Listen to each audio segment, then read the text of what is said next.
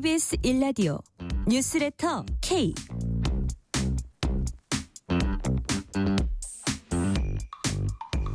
안녕하세요. 뉴스레터 K 진행하는 전종철입니다. 국회는 오늘 이틀째 김민석 국무총리 후보자 인사청문회를 열었습니다. 국민의힘은 김 후보자가 자료를 제출하지 않는 점과 전날 국가 채무 비율에 제대로 대답하지 못한 점 등을 두고 무자료 후보자, 무자격, 무대책 후보자라고 비난했습니다. 김민석 후보자는 저는 내야 할 것 다 내고 털릴 것 다 털렸다면서 제2의 논두렁식의 정치검사의 조작이란 얘기를 하면서 다소 감정 섞인 반박에 나서기도 했습니다. 지난 정부에서 유임된 송미령 농림축산식품부 장관은 과거 농업사법을 농망법이라고 표현했던 것과 관련해서 부작용을 낼 수 있는 측면이 있기 때문에 제고하자는 취지의 절실함이었다며 사과했습니다. 정치 토크 코너에서 주요 정치 현안 꼼꼼히 분석합니다. 인터뷰 코너에선 민정훈 국립외교원 미주연구부 교수와 함께 미국의 중재로 휴전에 들어간 중동 상황 꼼꼼히 분석하고 미국이 중동에 직접 개입한 의미를 평가해 봅니다. 뉴스레터 K 지금부터 시작합니다.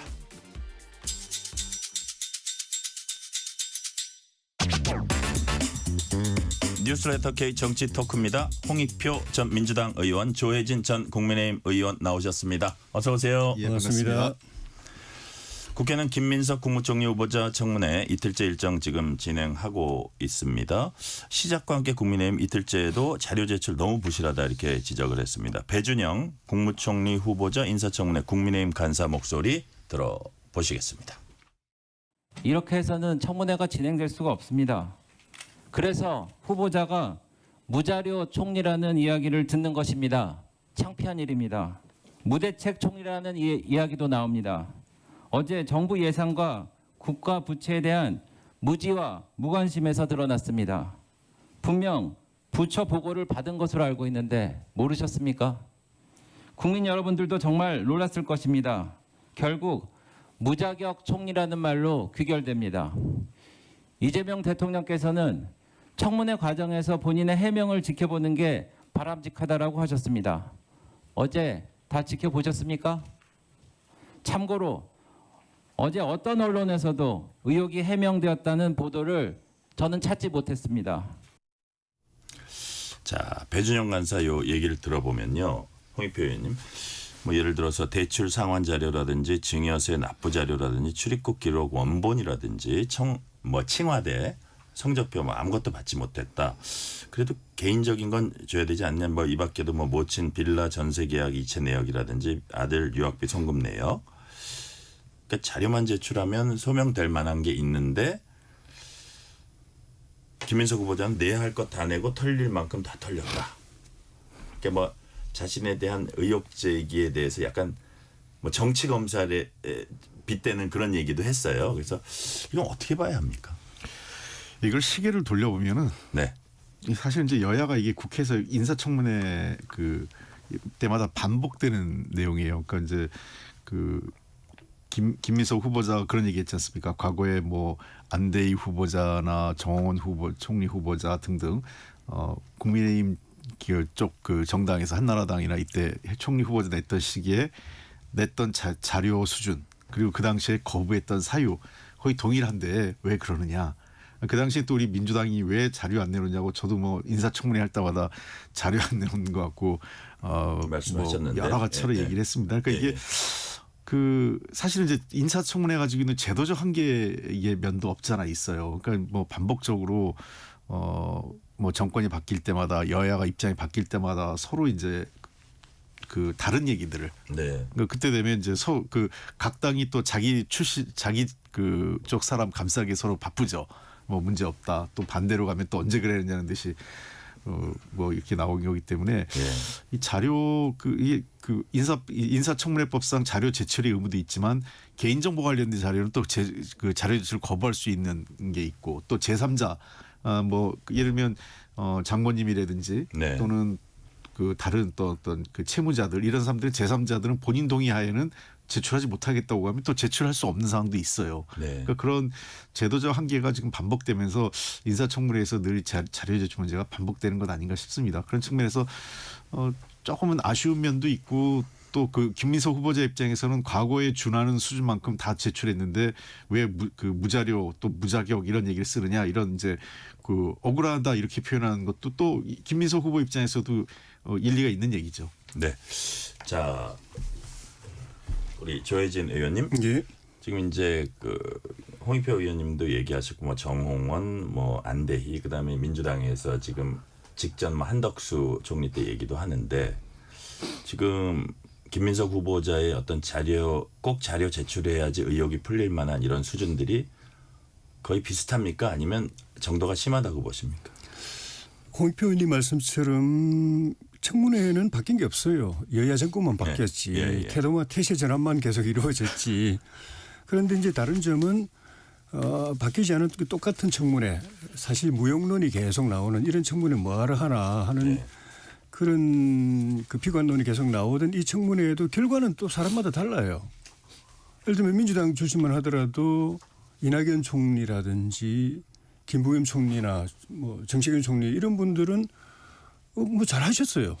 잘하셨고 뭐 다른 당이라도 또 인정해주고 또 박수 쳐주고 축하해주고. 그러니까 제 질문은 뭐냐면 요 정도의 의혹이나 소명이 안 된 게 그냥 넘어갈 만한 건지 다른 총리들도 뭐 자료 제출하지 않은 게 많기 때문에 아니면 이거는 좀 그 동관계에 있어서 여러 군데가 의혹이 있기 때문에 이거는 좀 더 이렇게 꼼꼼히 받아내야 되는 건지 어떻게 보십니까? 이 문제가 많은 거죠. 제가 이제 말씀드리려고 한 거는 그건데 김민석 후보는 같은 민주당 출신의 총리 후보라도 그분들하고는 이게 좀 청문회의 내용과 질이 다릅니다. 그런 측면에서 자료 많이 내놨다고 그랬는데 정작 그 해명해야 될 그 이슈들 의혹이 제기되어 있는 이슈들에 대한 자료는 안 내놨어요. 그리고 증인 참고인들도 또 그 안 불렀고 한 명도 안 불렀고 그러면서 말로만 아무 문제 없다고 이야기하고 또 민주당 의원들은 또 뭐 다 해명됐다, 다 소명됐다, 뭐 다 해소됐다, 의혹 해소됐다고 그러는데 진짜로 그 자료로 다 해서 그 설명할 수 있고 해명될 수 있고 증인 참고인 불러가지고 깨끗하게 정리할 수 있는 것 같으면 반대할 이유 없거든요. 자료 안 내놓을 이유도 없고 증인 참고인 채택 반대할 이유도 없거든요.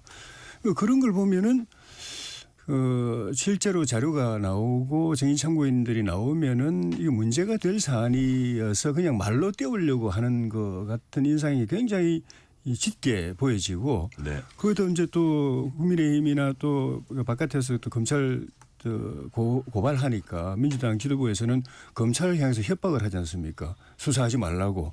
그 수사하면은 진짜로 의혹이 없고 근거 없는 의혹이고 깨끗하게 정리될 수 있는 것 같으면 검찰이 깨끗하게 정리해 주면 되는 건데 검찰 수사하지 말라고 지금부터 압박을 하는 건 또 역시도 검찰 수사 들어가면 조국 때처럼 문제될 거다라고 인식하고 있는 걸 이제 보여준다고 보는 거죠. 네. 근데 이렇게 볼 것 같아요. 그 사실 김민석 후보자 지금 금액이 워낙 재산이 없어요. 지금 이분이 지금 기껏 아마 어머니 집 재산 포함해서 지금 2억 원 정도밖에 안 되는 거고 지금 해명을 하라고 요구하는 야권에서 해명을 하라고 요구하는 금액의 규모가 대략 한 6억 원 안팎이란 말이에요. 그렇죠. 그럼 이 규모는 역대 총리 후보자들을 설명하지 못한 역대 총리 후보자들에 비하면 굉장히 작은 금액입니다. 과거에는 수십억 대였어요. 왜냐하면 기본적으로 자산이 많았던 분이고 한덕수 그 전임 그 총리만 해도 미국에서의 어떤 그 미술 작품 전시회 같은 게 있었잖아요. 그때 작품 거래에 대해 내역을 하나도 얘기하지 않았어요. 작품이 어떻게 팔렸는지 등등. 뭐 통상적으로 작품 한 점에 대해서 꽤 고가로 팔렸을 가능성이 높기 때문에 그런 등등에 대한 우리가 해명을 요구했지만 자료 제출하지 않았거든요. 그 부인 작품 말씀하시는 건가요? 그런 게 많아요.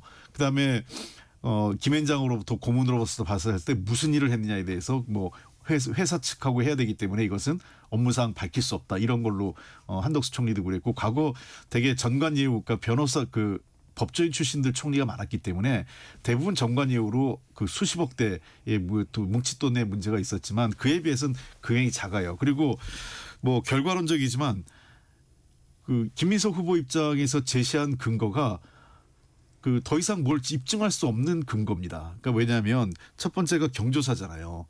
경조사 대한민국에서 경조사를 소득 신고하는 사람이 누가 있습니까? 그다음에 출판기념회 과거에보다 많이 깨끗해진 건 사실이에요. 뭉칫돈 안 받으려고 하고 심지어 출판사에서 직접 와서 카드 결제하고 하곤 하지만 후원자들 중에서 와가지고 필요하지 않은 책인데도 불구하고 한 권이면 되는데 이 사람이 돈을 책이 그 5만 원짜리면 50만 원을 내고 10권을 가져가는 거예요. 그리고 다른 사람 나눠주는 거죠. 그 사람이. 그런 것까지 어떻게 규제할 수는 없는 거 아니겠습니까? 10권 값을 내고 가져간 거니까. 그리고 출판기념회 지금 국회의원들 여야를 가리지 않고 많이 했는데 이거 역시 소득신고하지 않았어요. 그러면 김민석 후보자도 한 얘기가 소득신고 이거를 제도적으로 강제하면 하겠지만 지금까지 아무도 하지 않은 것을 왜 내가 안 했다고 나를 문제를 삼느냐 이 얘기예요. 그리고 그 장모님이 준 생활비 관련돼서 2억 한 2억 원쯤 되는데 아마 한 달에 한 300여만 원 좀 더 준 것 같아요. 한 5년에 걸쳐서. 그럼 그 돈에 대해서는 만약에 이 부분을 문제 삼을 수 있다면 증여세 문제를 얘기할 수 있겠죠. 왜냐면 우리 법상 저 10년 내 5천만 원까지 그 시기에는 한도가 있었으니까 그 제기를 한다면 그 만약에 정당하게 문제 제기가 되면 증여세를 내면 됩니다. 지금이라도. 그러니까 제가 보기에는 문제가 되는 6억에 대한 소명이 된 거고 김민석 후보자가 좀 억울해하는 거는 주진우 의원이 얘기해서 6억 원을 뭉칫돈 쌓아놓고 있었다. 이 얘기는 이분이 돈을 쌓아놓을 만한 위치에 있지 않았어요. 들어오면 빚 갚거나 생활비로 쓰거나 그다음에 추징금 나온 거 갚기 바빴단 말이에요. 그런 측면에서 돈을 6억 원을 마치 받은 돈이 이렇게 들어온 돈이 한꺼번에 어디 장로 한 구석에 6억 원을 쌓아놓고 돈을 펑펑 쓴 것처럼 매도하는 것에 대해서는 이건 나에 대한 모략 아니냐 이렇게 굉장히 그래서 이 노무현 대통령 논두렁식 얘기까지 꺼내면서 불쾌했던 건 그런 이유라고 봅니다. 네, 지금 이제 일단 제가 질문하려는 거를 홍익표 의원님이 두 가지 질문에 대한 거를 미리 대답을 하셔서 조혜진 의원님한테 이제 말씀을 드리는데 실제로 이제 처음에는 그 수입과 지출 차익이 8억이라 그랬다가 그래 그럼 아들 유학비 2억이라고 치니까 빼고 이제 6억을 설명을 어떻게 했냐면 조의금 1.6억 1억 6천 두 차례 출판기념회 2억 5천 처가에서 2억 지원 이런 이제 대충 맞습니다. 그렇죠? 근데 그게 그 열흘 이상의 논란 끝에 거의 최근에 나온 얘기예요. 자, 그럼 그런 점이 있고 그다음에 어쨌든 이것도 지금 말씀하신 대로 현금이 위주기 때문에 이거를 하나 증빙 무슨 어디 이체된 내역 사실 축의금 조의금 이것도 이체하는 사람 많습니다만 그거를 갈라내고 이것도 쉽지는 않은 일이기 때문에 현금 베이스이기 때문에 그리고 봉투 베이스고 이러기 때문에 그렇다면은 일단 이 말을 열흘 만에 나온 거긴 해도 의혹의 눈초리는 국민의힘에서 있더라도 이제 받아들인다고 하더라도 그 이전에 좀 이상한 거래고 이해되지 않는 모친의 빌라 계약 그 이체 이런 것도 하나도 못 받은 상태에서 이거를 말로만 열흘 만에 설명을 들었을 때 국민의힘 입장에서는 신뢰할 수 있습니까? 그렇죠. 그런 부분이 문제인데 저도 개인적으로는 지금 오고 가고 있는 이런 돈의 규모를 보면은 정치 오래 한 사람 치고는 그렇게 말하자면 김 후보자가 축제나 치부나 이런 데 대해서 욕심낸 사람은 아닌 것 같다는 느낌이 들어요. 그러니까 부패한 사람 같다는 느낌은 안 드는데 어쨌든 그 과정에서 제가 볼 때는 이 크고 작은 편법들이나 실정법에 위배되는 요소들이 저는 있다고 보여집니다. 근데 그러려면 그 최대한 자료로서 입증할 수 있는 부분이 있거든요. 100%는 안 되더라도 정황을 설명할 수 있는 자료라도 저는 있을 거라고 봅니다. 그런 것들을 일치 안 하고 말로서 다 이야기하고 숫자는 맞아요. 그렇게 맞추면 숫자는 맞지만은 그 숫자 맞은 그런 간단한 걸 왜 그렇게 일주일 이상을 묵혔으며 처음부터 이야기할 수 있는 걸 이야기 안 하고 왜 묵혔는지도 의문이고 그 사이에 어떻게 보면 대충 이렇게 숫자를 맞춰온 듯한 그런 느낌도 들고 자료를 찾거나 그 자료로 증빙할 그 방법을 찾은 것이 아니고 그런 측면에서 본인 입장에서는 최대한 진실하게 이야기하고 그러고 불가피하게 어떤 크고 작은 편법이나 위법의 요소가 있다고 생각한다면 더 겸허하게 이야기를 해야 되는데 거꾸로 평문위원을 갖다가 공격한다든지 이렇게 함으로써 오히려 자기가 이해받고 동정받을 수 있는 부분도 못 받은 부분도 저는 있지 않나 생각이 들 정도로 청문회를 접근하는 방식이나 태도가 별로 그렇게 좋지 않았던 것 같아요. 이 부분은 또 어떻게 보세요? 왜 매달 유학 시절에 강모 씨, 그 문제가 되는 강모 씨한테 450만 원씩 받았는데 그게 배추 투자를 했다가 그거를 이제 매달 받은 거다 이렇게 예. 설명을 했거든요. 그것도 뭐 자료를 줄 수 있는 건 아니다. 그래서 이게 다들 이제 이분이 정치인이 아닐 때, 공인이 아닐 때 이제 이루어진 거래지 않습니까? 예, 예. 오래됐고요. 그러다 보니까 저 정말 증빙 자료를 확보하기가 본인도 쉽지 않았을 것 같아요. 다만 어쨌든 이 450만 원이 무언지는, 그러니까 지금 김민석 후보자는 이렇게 설명을 했습니다. 미국 여행을 가는데 여기 예. 투자를 하면 좋을 것 같다라는 제안을 받고 자기 전세금 2억 원을 거기다 넣었다라는 거 아니겠어요? 예, 예. 2억 원 가량이라고. 그리고 이것도 본인이 직접 안 하고 아마 전 부인이 그렇게 했던 것 같아요. 결정을 전 부인하고 강모 씨하고. 예. 그래서 이 450만 원이 투자금만 온 건지, 투자금에 따른 어떤 이득분을 준 건지, 아니면 2억 원을 포함한 원리금상, 그 투자 원리금 전체를, 그러니까 이익하고 만약에 2억 원까지 다 상환을 한 거라면 얼추 맞아 떨어지죠 또. 그러니까 그렇게 전 적정한 금액이 될 수 있다고 생각해요. 이게 정확하게 저도 이 부분은 설명 안 했어요. 이게 그냥 투자금에 대한 배당금이 매달 450만 원이 들어온 건지, 네. 아니면 2억 원의 원금까지 포함해서 분할상 그 상환을 해준 건지. 만약 원금을 포함한 분할 상환이라면 450만 원에 대한 이렇게 돌려받은 것이 뭐 저는 그 2억 원에서 투자해서 그렇게 다 받은 것 아닌가 이런 생각도 듭니다. 네네. 근데 그 부분 좀 부자연스러운 게 2억을 투자를 했다고 하면은 그 투자 받는 상대방은 제가 볼 때는 대단히 영농을 하는 그 기업 영농 정도지, 그냥 뭐 농민이 그냥 배추 농사 짓는데 2억을 투자했다고는 저는 생각 들지 않아요. 그리고 2억 정도 투자할 정도면 그 작물 자체가 고소득 작물, 인삼이라든지 이런 고소득 작물이어야 되지, 배추 농사는 그 어떤 때는 완전히 그냥 갈아엎기도 하는 그런 그냥 그 영세 영농에 들어갑니다. 배추 농사를 하는데 특정인으로부터 2억 이상을 2억을 투자를 받고 할 정도면은 못해도 뭐 몇천 평이나 몇만 평 정도 대단히 영농법인 같은 데서 그걸 하면서 투자를 받거나 하지 않고는 논리적으로 이렇게 자연스럽지 않은데, 만약 그랬다면은 그런 데 대한 자료는 있을 것이거든요. 어떤 예를 들면 뭐 진짜 개인 농부한테, 농민한테 투자한 건지, 영농법인한테 투자한 건지, 그 법인은 투자를 어떻게 받아가지고 어떻게 배당을 한 건지 이런 것들은 자료는 있을 것이거든요. 근데 일체 그런 거 안 내놓고 배추 농사 하는데 2억 투자해서 매달 450씩 받았다 이러니까 농사를 아는 사람들은 또 더더욱 이거는 이해가 안 된다. 아니요. 저는 의원님. 반대로 보는 게, 이게 농업 거래가 이거 사실 매우 불투명한 거래가 있어요. 뭐냐면 이 현찰을 갖고 곳곳에 이 농민들하고 직접 거래하는 사람들이 많습니다. 그러니까 이 뭐 법인항뿐만 아니라 전국 곳곳에, 예를 들면 이제 고랭지 채소다 그러면 강원도에 고랭지 채소 할 만한 괜찮은 데를 미리 가가지고 다 이게 입도선매라고 그러죠. 그 옛날 쌀 갖고 얘기한 건데, 주로 이제 그 배추 같은 작물도 미리 그 계약을 맺죠. 그 계약금을 주고, 그리고 그 나중에 작황이 잘 됐을 때는 그 더 투자 효과가 있는 거고, 효과가 있을 때도 있고요. 예. 그러니까 여러 가지 효과가 있습니다. 그러니까 이제 뭐 전체적으로 다른 데가 나빠가지고 여기만 잘 되면 더 큰 이익을 볼 수도 있고, 어떤 때는 손실을 볼 때도 있어요. 예. 그런 경우 분명히 있지만 이 문제에 대해서는 김민석 후보자는 모르는 거죠. 어떻게 투자했는지. 다만 정말 이 내용에 대한 진실은 그 강모 씨만 알고 있는 겁니다. 강모 씨가 그 2억 원을 제대로 투자해서 이득을 남아서 원리금을 준 건지, 아니면 정말 불법적으로 그 어떤 정치자금 형태로 그냥 자기 돈 넣어서 줬는지는 좀 알 수는 없지만, 그 김민석 후보자도 정확히 모르겠고, 이거는 전 아내가 강 씨하고 계약을 해가지고 그렇게 해서 2억 원을 준 거다 이렇게 한 거기 때문에, 이분은 근데 대체로 450만 원을 만약에 2억 원을 포함한 투자 이익금까지 같이 분할 상환, 이 미국의 체류 기간 동안 상환했다면 그렇게 과도한 이익을 남겨서 준 것 같지 않다 생각은 들어요. 그게 원리금을 빼고 나중에 2억 원을 따로 받았다면 좀 문제겠는데, 나중에 2억 원을 따로 받았다는 그건 없거든요. 그 강모 씨한테. 그러니까 저는 그 전세금 2억 원을 포함해서 그것이 원리금 상환된 거 아닌가 이렇게 보입니다. 아주 이상한 거래는 아니다. 이런 입도선매하는 분들은 농민이 아니고 농사 있는 분들이 아니고 농업 유통업자들입니다.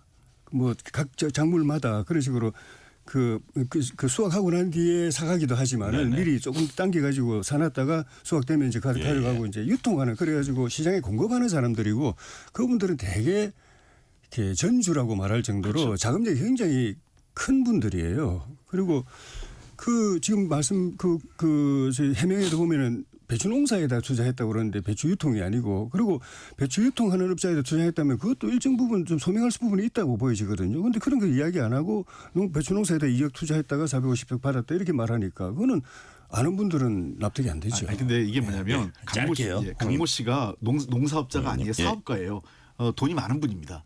그러니까 이분이 그런 농업 투자를 했던 것 같아요. 배추가 어쩌면 상징으로 일 거고 배추뿐만 아니라 여러 농작물이나 이런 거에 투자해서 그런 방식으로 돈을 벌어왔을지도 모릅니다. 네. 그렇기 때문에 이거는 강 씨에 대해서 좀 더 내용을 알아봐야 하겠지만 강 씨는 그런 투자를 권유했을 수 있고 그에 따른 그 투자 이익금을 상환한 거기 때문에 뭐 2억 원이 포함된 원리금 상환이라면은 저는 그렇게 과한 건 아니다 이렇게 보입니다. 예. 자, 아까 이제 홍익표 의원님 좀 얘기하신 건데 주진우 의원이 그럼 막 몇 억씩을 쌓아두고 집에서 했다 그랬더니 이제 쌓아둘 형편은 아니고 그때 아마 뭐 그 돈도 갚고 뭐 이렇게 할 그런 처지였다는 얘기를 하셨는데 아마 그거는 현금을 갖고 만약에 현금이 진짜 뭐 그때 쓰더라도 몇 천만 원이라도 남아 있었는데 그게 무슨 뭐 신고 대상인데 그럼 쌓아두고 있었냐 이런 취지도 있었을 것 같긴 한데 여하튼 그런 부분에 대해서 왜 프레임을 씌우냐 나쁜 검사들의 조작하는 그런 짓이다 뭐 이런 그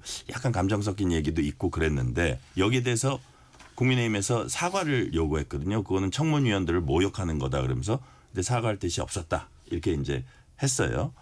자 그러면서 그 옛날에 그러니까 두 차례에 걸쳐서 불법 정치자금 확정 판결을 받는 그 중에 하나는 노무현 정부 시절의 검사들입니다. 그 정치 검사로 이제 칭했고 여기에 있어서도 청문위원들의 어떤 그 집중적인 문제 제기에 정치 검사가 또 등장했어요. 어떻게 보세요 그 부분은 조혜진 의원님? 수사는 또 기소는 검사가 했지만은 재판은 판사가 해서 법원이 했잖아요. 판사가 법원이 인정한 거잖아요.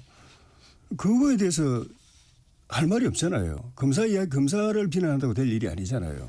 그래서 제가 앞부분에 말씀드린 것처럼 좀 이 부분에 대해서는 그 거꾸로 후보자가 주진우 의원을 공격한 거거든요. 예.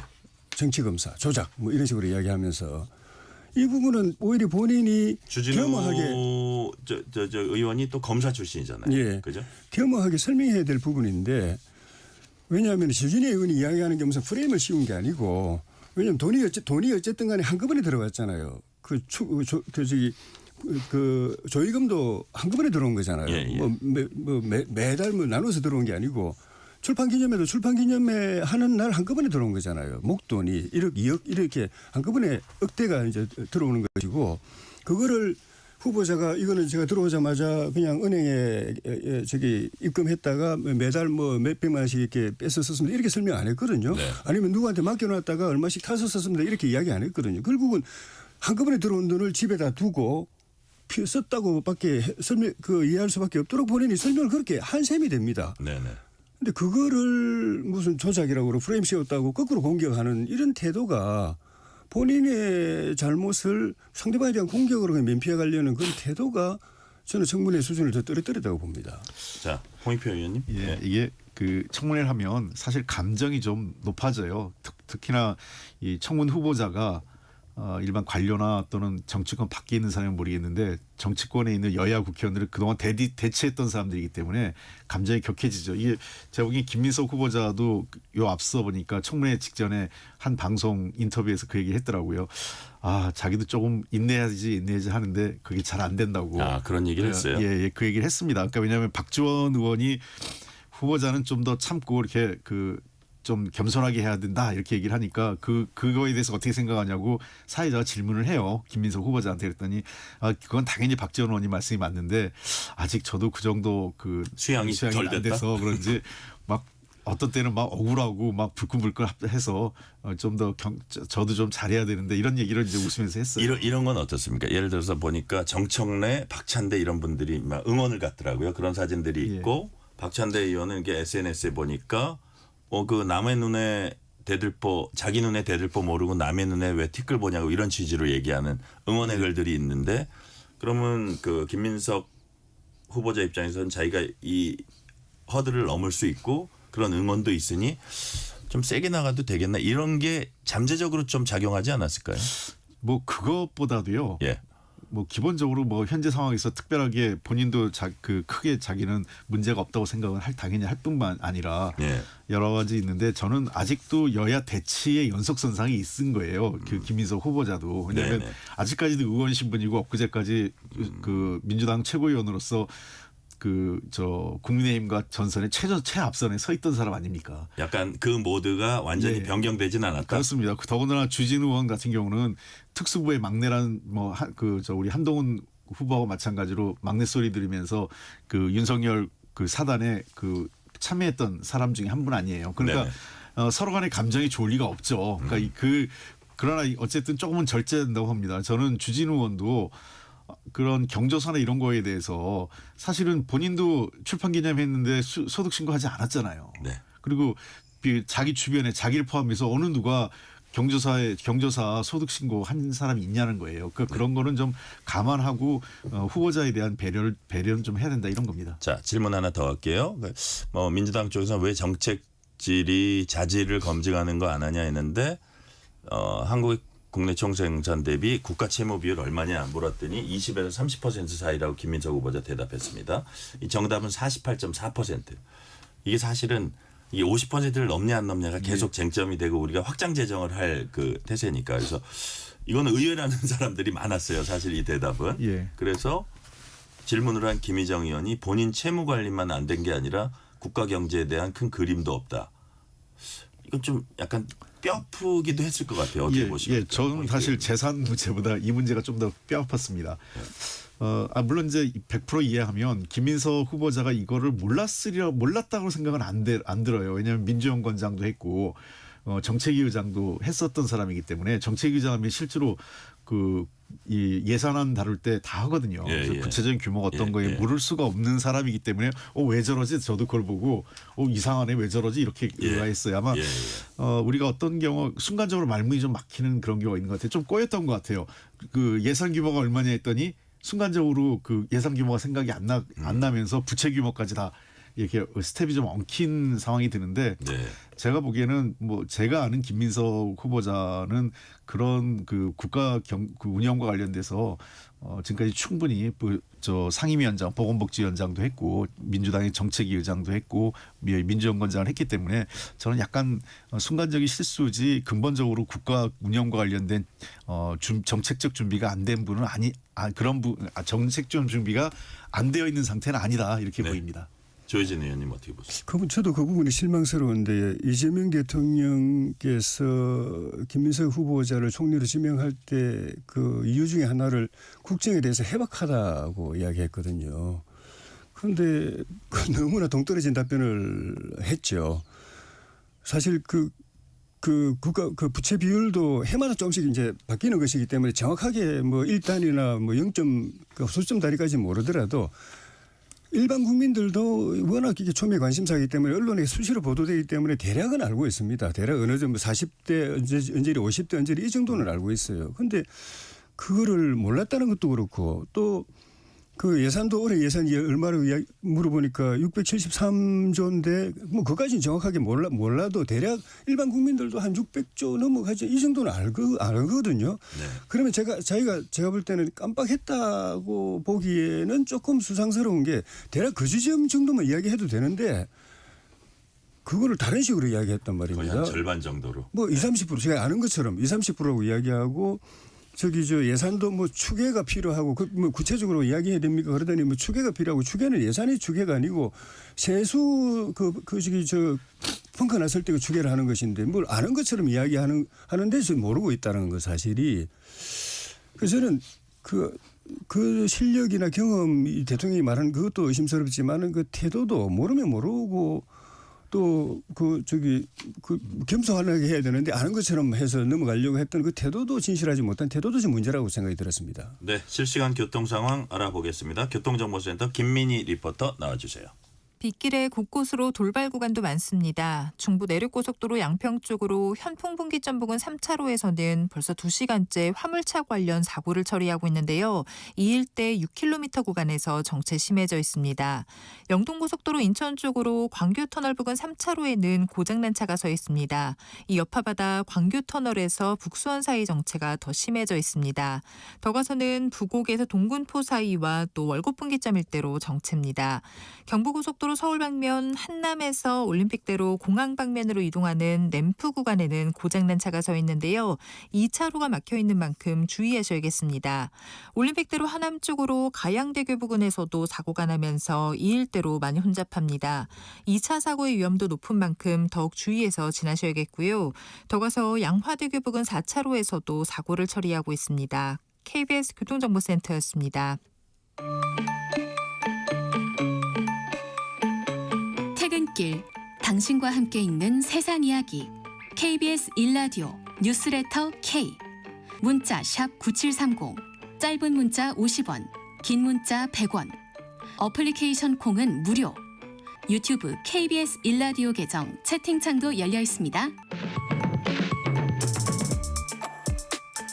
실시간 교통 상황 살펴봤습니다. KBS 1라디오 뉴스레터 K 정치 토크 홍익표 전 민주당 의원, 조혜진 전 국민의힘 의원과 얘기 나누고 있습니다.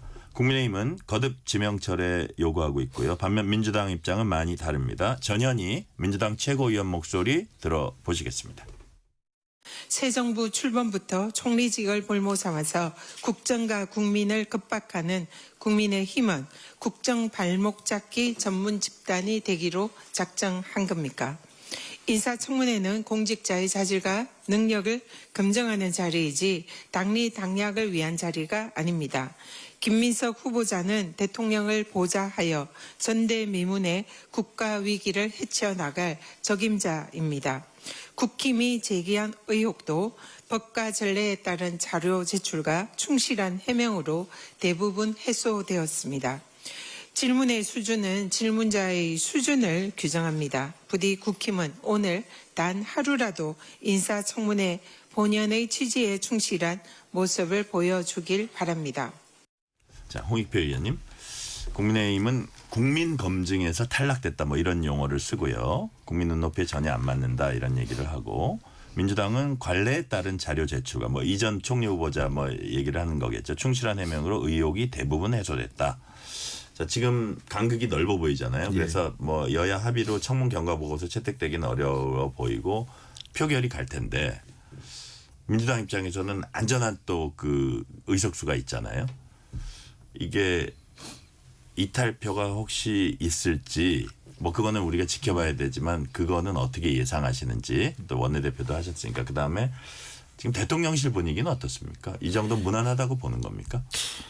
뭐 대통령께서는 어느 정도 소명이 된 것 아니냐 대통령실 분위기는 그런 것 같아요. 지금 전해진 바에 따르면 좀 그 6억 원에 대한 소명은 어느 정도 이루어진 것 같고 그리고 제가 보기엔 모르겠어요. 이탈표가 있을지 없을지 모르겠지만 뭐 그게 그 전체 큰 어떤 통과 과반수 이상의 득표를 얻는데 흐름에 어떤 영향을 주진 않을 것 같아요. 뭐 이탈표가 없을 가능성이 높은데 설사 있다 최근에 이 여야 대치 국면을 보면 이탈표는 거의 없을 거로 보이고 설사 있다 하더라도 미미하다. 미미할 거기 때문에요.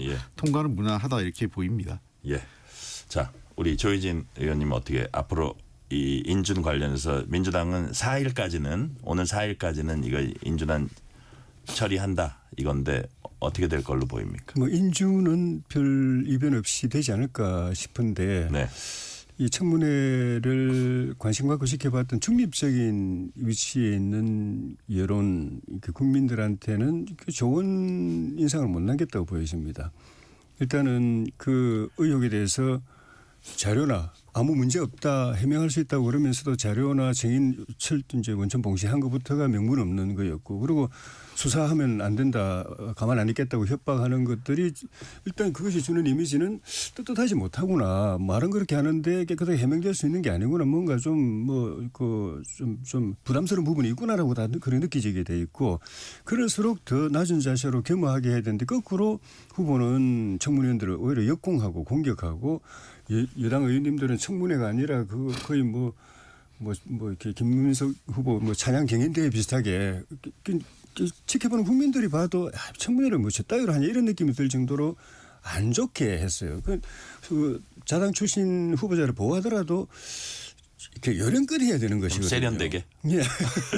근데 너무 그런 것들이 이제 일단은 뭐 임명이 되고 취임을 할 수 있겠지만은 그 부담으로 계속 축적이 될 것이고 또 하나 이제 어쨌든 검찰에 고발돼 있는 상황인데 민주당의 압박으로 검찰이 수사를 안 해도 그럼 추가로 또 이제 그 여론의 부담이 될 것이고 만약 수사했을 때 깨끗하게 정리되면 문제 없는데 지금 상황을 보면은 그렇게 그 명쾌하지 않을 가능성이 있거든요. 명쾌할 것 같으면 검찰 수사 넘어가기 전에 이 단계에서 다 정리할 건데 그런 것들이 혹시라도 조국도 그랬지 않습니까? 그런 일이 생기면은 집권 초기부터 큰 부담으로 작용할 위험성도 저는 없지 않다고 보여집니다. 네. 근데 한 가지는 제가 홍익표 의원님, 그 야당 의원님들이 아직 야당이 안 됐어요. 그 자료만 제출해 달라고 해서 언제 그 저도 몇 번 해봤지만 청문 대상자 후보자가 자료 제출한 적이 어디 있습니까? 그 자료 받아가지고 뭘 입증하려고 하는 것 자체가 아직 야당이 안 된 겁니다. 사실 발로 뛰어서요 관계자들에 대한 증언 또 그 예를 들면 뭐 지금 가장 유력한 뭐 강모 씨와 관련해서 여러 가지 의혹들을 간접적으로라도 입증할 수 있는 사람들의 증언이나 이런 것들을 좀 확보하면서 여론전을 했어야 되는데 그런 건 계속 없이 자료 내놔라 뭐 왜 안 주냐 이렇게만 하다가 끝난 거예요. 그래가지고는 야당은 그런 식으로 해서 낙마를 시킨 적이 없어요. 자료를 이렇게 쉽게 얻을 수 있는 건 아니다. 그렇습니다. 제가 보좌관 할 때만 하더라도 야당일 때 그 이제 청문회 같은 거 할 때 밖으로 돌아다니면서 관계자들 가지쳐가면서 직접 그 커피숍 이런 데서 대면하고 인터뷰하고 쫙 해가지고 그걸 끌고 갔는데 그게 우리 당에서 없어진 지 오래돼 버렸어요. 예, 그런 거 그 발로 발품을 팔아서 하는 게 없어진 지 오래돼 정치인이나 기자나 발로 뛰어야지 뭐가 나오는 거죠. 네. 제가 보기에 그래서 죄송한데 국회의원들이 제가 보기에 이번에 되게 그 좀 성의가 좀 부족했다 이렇게 보입니다. 윤석열 전 정부 장관 중 유일하게 유임된 송미령 농림축산식품부 장관에 대한 논란이 이어지고 있습니다. 자 이제 그 뭐 국무회의에서 그 유능하다 이렇게 이제 평가를 해서 이 대통령이 유임을 강하게 원했다고 이제 알려졌는데 민주당 일각, 진보 진영, 농민단체도 이제 반대 목소리 내고 있습니다. 오늘 국회에 나와서 과거 양곡관리법 등에 대해서 농망법이다고 언급한 데 대해서 사과를 했습니다. 송미령 장관 얘기부터 먼저 들어보시겠습니다. 여건 속에서 그 일을 계속해낼 수 있겠느냐라고 하는 측면에서는 여러 가지 조금 더 개선할 점이 있다라는 취지의 이야기를 제가 드렸고 그 과정에서 지금 좀 말씀을 드리면 제가 농망법 뭐 이런 식으로 표현하는 것에 대해서 의원님들이나 특히 이제 무엇보다도 현장에 계신 농업인들 입장에서 상당히 그 마음 아프게 느끼셨을 거다라는 생각을 합니다. 그렇지만 그 부분은 저 나름으로는 그렇게 가는 것이 부작용을 낼 수 있는 측면이 있기 때문에 이렇게 다시 한번 제고하자는 취지의 그런 절실함의 표현이었다. 그래서 그런 절실함의 표현이 좀 거친 표현으로 된 것에 대해서는 그 사과 말씀을 드린다라는 그 이야기를 지금 이 자리에서 드리고 싶습니다. 자, 홍익표 의원님. 막 이게 양곡관리법 같은 첨예한 쟁점 사안이었잖아요. 뭐 그런 것인데 지난해까지는 윤석열 정부의 철학을 따르고 지금부터는 이재명 정부의 철학을 따른다. 이 국무위원이 어떻게 잘 납득이 되십니까? 이해가 잘 되십니까? 어떠십니까? 글쎄 뭐 본인이 이렇게 또 이제 완전히 내가 입장을 바꿨다 이렇게 얘기를 하니까 뭐 어떻게 하겠습니까? 그리고 그 민주당 철학이 바뀌었을까요? 그 민주당이 아마 농해수 의원들의 꽤 반발이 있었던 것 같아요. 그래서 우상호 정무수석이 가서 설득도 하고 그래서 일단은 좀 수그러든 것 같은데 저는 뭐 이러한 논란을 해결하려면 송미령 장관이 훨씬 더 잘하고 현장하고 소통을 하고 자신이 실제로 대통령도 그걸 주문했습니다. 그래서 뭐 본인이 그 생각이 바뀐 부분에 대해서 설명도 해야 되고요. 또 과거에 여당이었던 국민의힘 쪽에게도 설명을 좀 충실하게 해서 이제는 본인이 다른 입장에 서게 된 이유와 이 어떤 이유나 또는 그 그 자기의 어떤 입장이 바뀐 이유를 타당하게 그 제3자가 봤을 때 납득할 수 있게 설명하는 과정이 반드시 있어야 됩니다. 자, 조혜진 의원, 이게 이제 이재명 대통령 입장에서 볼 때 국무회의에 보니까 설명도 잘하고 이래서 하지 이것만이 전부는 아닐 것 같고 어쨌든 전 정부에서 유임되는 상징성과 파격이나 이런 것까지 좀 생각을 하셨을 것 같은데 어떻게 보셨습니까? 송미령 유임. 차라리 그런 부분을 설명하는 게 국민들에게 또 납득이 되지.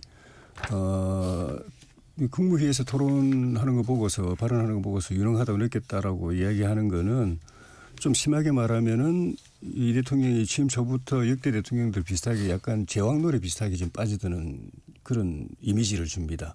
그렇게 보시는 거예요? 이 사람이 윤석열 대통령 임기 동안에 일을 했잖아요. 예.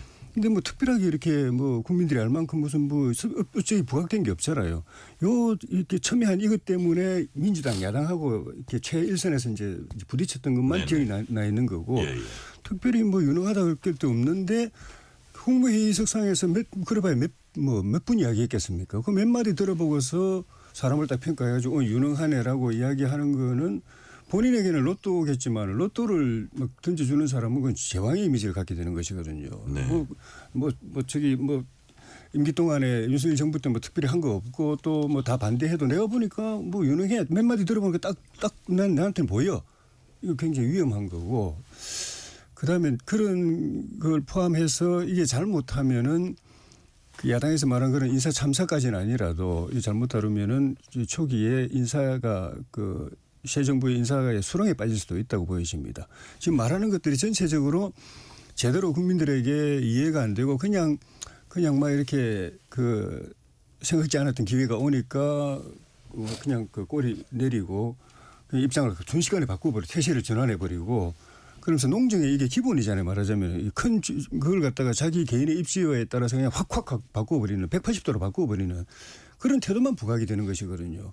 흔히 말하는 국민들이 가장 싫어하는 그냥 자리 쫓고 출세 쫓는 그런 모습만 보여지고 이후로도 마찬가지입니다. 민주당 안에서도 제대로 저는 납득이 안 됐다고 보이지만 바깥에 다른 우당들이 있지 않습니까? 뭐 사회민주당이니 뭐 이런 당들이 지금 계속 빨리 사퇴하라고 그러고 사퇴시키라고 그러고 있고 그리고 국민의힘 그분들이 설령 이해가 돼서 그냥 묵인하고 넘어간다 하더라도 국민의힘이 납득이 안 될 것이고. 자, 그러니까 우리 조혜진 의원님 말씀은 탕평 인사로서 어떤 이게 이미지를 부각시키면서 쫙 밀고 나가기보다는 오히려 부작용이 있을 수 있다는 말씀. 그런 부분, 그런 조짐이 상당히 심각한 조짐이 보이고 그래서 저는 빨리 본인 사퇴하는 형태로 그만두든지 대통령이 임명해놓고 대통령이 하루아침에 이렇게 그만두기 어려우니까 제가 볼 때는 그게 사리에 맞습니다. 네. 자, 정동영 통일부 장관 후보자가 출근길에 아마 인사청문회 준비단 출근길이었겠죠. 평화 안정 구축한 토대 위에 통일도 모색할 수 있기 때문에 통일부 명칭 변경을 적극적으로 검토할 필요가 있다. 명칭 변경하겠다는 얘기거든요. 이런 얘기가 좀 홍익표 의원님 지금까지 나오셨는지 발언의 배경이 뭔지 이건 좀 필요하다고 보세요. 저는 제가 원래 이런 입장을 오래전부터 많이 얘기했어요. 그러셨군요. 그래서 통일부보다는 아예 저는 한때는 이제 통일부 업무를 대폭 좀 조정할 필요가 있다. 어쨌든 지금 많이 거론되고 있는 게 뭐 평화협력부라든지 뭐 등등 이런 남북관계부. 이게 남북관계부는 그대로 과거 서독이 그때 내독 관계부라 그랬어요. 그러니까 독일 내 관계부, 그러니까 동서독 관계부죠.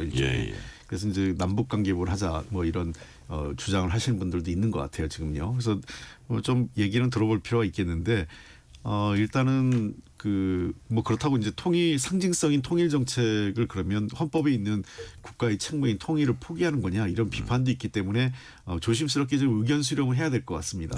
그러나 좀 시대의 변화에 맞춰서 저는 이제 통일부의 이름을 변경하는 것도 한번 국민 여론을 통해서 공론할 필요는 있다 이렇게 생각합니다. 네. 지난해 김정은 북한 국무위원장이 적대적 두 국가론 완전히 적대국으로 사실상 우리나라 이제 규정을 한 건데 이런 상태에서의 부처 명칭 변경 어떻게 보세요, 조혜진 의원님? 그게 여론에도 오해를 불러일으킬 수가 있고 실제로도 국가 분위기를 통일로부터 멀어지게 만드는 그런 효과가 있을. 나쁜 효과가 있을 것이라고 보여집니다. 북한하고 이제 맞물려 가지고 현실적으로 지금 홍 의원님 말씀하신 것처럼 독일도 그런 명칭을 썼고 중국도 대만 판공실이라고 돼 있지 무슨 뭐 통일 뭐 이렇게 안 돼 있거든요. 네. 그 대만 문제를 다루는 부처 이렇게 돼 있지. 우리도 그런 실사구시적인 측면을 보면 북한 문제를 다루는 부처, 남북 문제를 다루는 부처 또는 이제 뭐 교류협력 부처 뭐 이렇게 하는 게 맞을 수도 있는데 그것이 가지고 있는 상징성 때문에 네. 안 그래도 북한이 저러고 있지. 완전히 이제 단절이고 딴 나라고 또 젊은 세대들은 또 비슷한 의식을 가지고 있고 각자 따로 살자 이렇게 돼 있는데 정부가 공식적으로 그 명칭까지 그렇게 해버리면은 의도하든 안 했든 간에 결과적으로 통일에 대한 꿈이 멀어지고 이 현상 고착화되는 쪽으로 갈 것이라는 걸 그 의식을 안 할 수가 없기 때문에 그런 걸 감안해서 해야 되고 저는 그런 측면에서는 저는 이해는 하지만 명칭은 그대로 두는 게 맞지 않겠나 생각합니다. 네. 26일 내일이죠. 이재명 정부 첫 추경안 시정연설이 있습니다.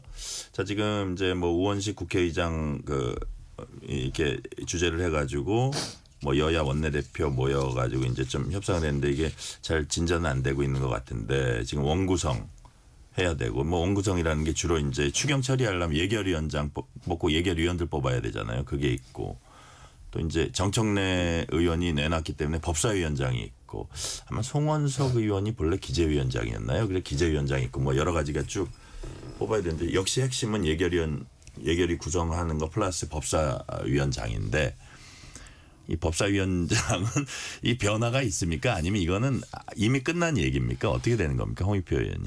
제가 그냥 민주당 내 분위기 전하면요. 예. 더 이상 그 협상 여지가 없습니다. 이거는요. 아, 그래요? 그러니까 그렇기 때문에 국민의힘이 이거는 빨리 걷어들이는 게 맞고요. 그러니까 그냥 그대로 지금 현재 그 양당이 이 민주당 입장은 그겁니다. 이 원구성은 전반기 하반기 합의하는 거니까 네. 전반기에 합의한 대로 각자 그 비어있는 상임위를 각자 알아서 가져가자. 그러니까 기재위는 국민의힘이 그다음에 예결위 운영위도 좀 비어 있어요. 예.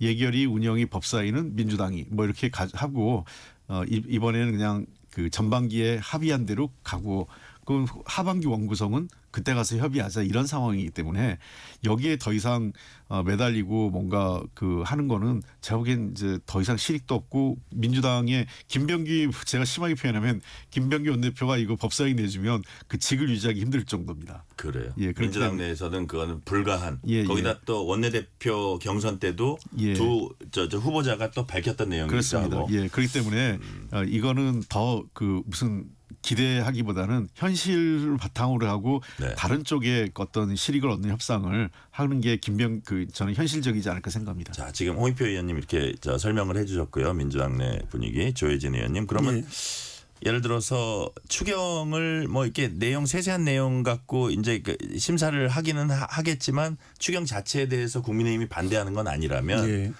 뭐 처음부터 막 국정 발목 잡는다 또 어쨌든 자영업자나 일반 그 취약계층들 지금 힘든데 추경을 또 미루는 것도 야당한테도 좋아 보이진 않아요. 그럼 이게 어떻게 근데 법사위원장에 대한 미련은 있을 텐데 이거 어떻게 나가야 될까요? 추경을 미뤄서도 안 되고 미룬다고 그걸 지렛대로 삼아서 뭐 법사위 가져올 수 있는 것도 아닙니다.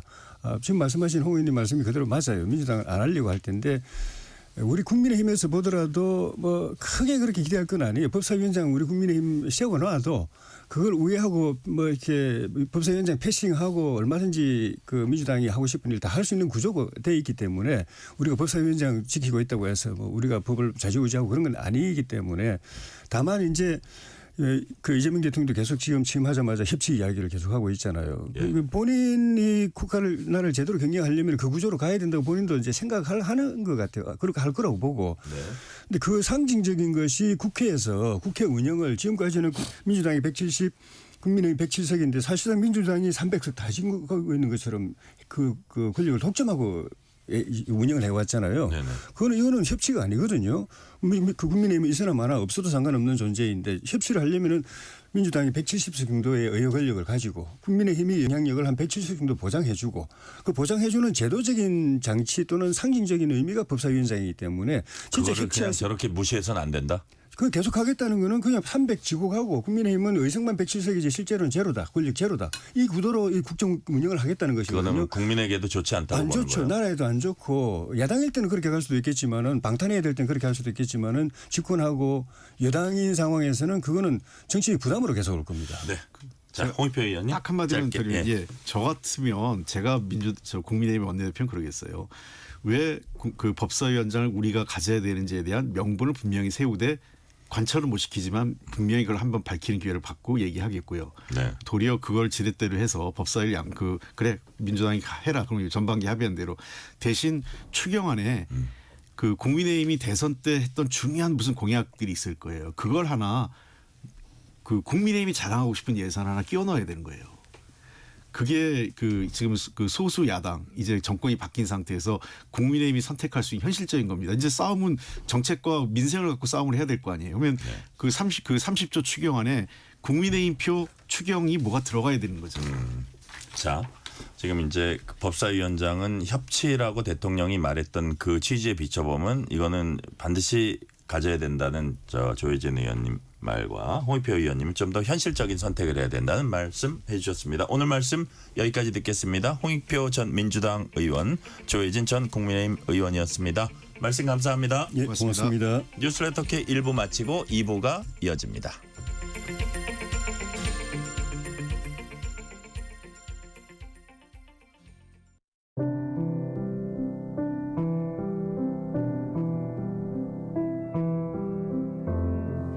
KBS 라디오 연중기획 희망충전 대한민국 644번째 이야기. 안녕하세요. 아나운서 유지원입니다. 8살 경은이가 세상에서 가장 사랑하는 사람은 바로 엄마입니다. 오늘도 두 손을 꼭 잡고 병원을 찾은 두 사람. 5살 무렵 알 수 없는 고열로 여러 병원을 전전한 끝에 유전성 췌장염 진단을 받은 경은이. 췌장암이었던 아빠의 영향으로 인해 경은이의 힘겨운 투병도 3년째 이어지고 있는데요. 일주일간 물 한 모금 먹지 못한 채 약물 치료를 견뎌야 하지만 그 와중에도 경은이는 아픈 엄마의 몸 상태를 살피느라 여념이 없습니다. 수시로 혈관에 염증이 생기는 베체트병을 앓고 있는 엄마가 혹시나 재발하진 않을까 걱정스러운 경은이. 부쩍 수척해진 엄마의 모습에 오늘도 작은 두 손을 모아 기도를 합니다. 엄마와 오래오래 건강하고 행복하게 살고 싶다는 경은이의 소원이 이루어질 수 있도록 여러분의 진심 어린 응원을 보내주세요. 여러분의 따뜻한 손길이 희망의 빛이 됩니다. ARS 060-700-1580 060-700-1580 한 통화 3,000원으로 희망을 선물해 주세요.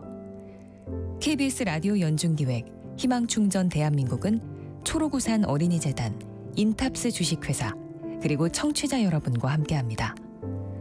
ARS 060-700-1580 한 통화 3,000원입니다.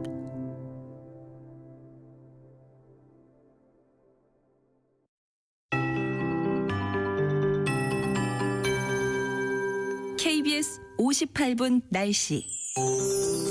가슴 아픈 역사의 상징일인 오늘 6.25 전쟁일인데요. 눈물과도 같은 비가 곳곳에서 내리고 있습니다. 잔여량은 적겠지만 정체전선이 모레 오후부터 또다시 북상을 시작하겠습니다. 따라서 금요일과 주말에는 전국적으로 비가 내리겠습니다. 그리고 내일과 모레는 덥겠습니다. 특히 모레 오후부터는 예년 기온을 되찾아 30도를 웃도는 그런 더위가 찾아오겠고요. 오늘 서울의 낮 기온 27.6도로 평년보다 5.5도가 낮았습니다. 대부분 지역 평년보다 3에서 5도 정도 낮은 곳이 많았는데요. 내일은 오늘보다는 기온이 오르겠습니다. 내일 서울의 아침 기온 20도, 낮 최고 기온 28도가 되겠고요. 현재 내리고 있는 비 중부와 경북 쪽인데 5에서 10mm 정도 더 오겠습니다. 서울은 5mm 정도 더 예상되고요. 경기 북동부와 경북은 내일 새벽까지 오는 곳이 있겠습니다. 내일도 전반적으로 하늘은 흐리겠습니다. 늦은 오후에 강원 산지에 소나기가 5에서 10mm 정도 내릴 가능성이 있습니다. 오늘부터 글피까지는 달의 인력이 강해서 바닷물 높이가 높은 기간입니다. 만조 시간대에 더욱 높아져서 주의해 주셔야겠고요. 대부분 해상의 천둥, 번개, 돌풍도 주의해 주셔야겠습니다. 지금 서울의 기온은 20.9도입니다. KBS 58분 날씨 강혜종입니다.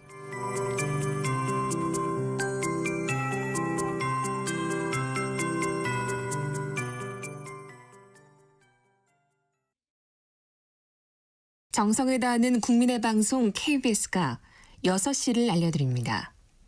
AM 711kHz, FM 97.3MHz, KBS 1라디오입니다. HLKA.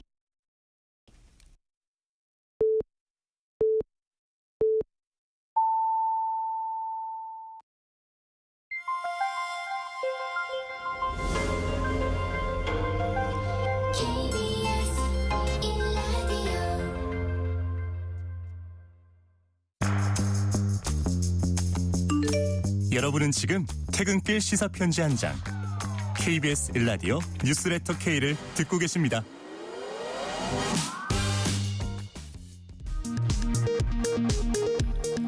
이 시각 라디오 정보센터 뉴스입니다.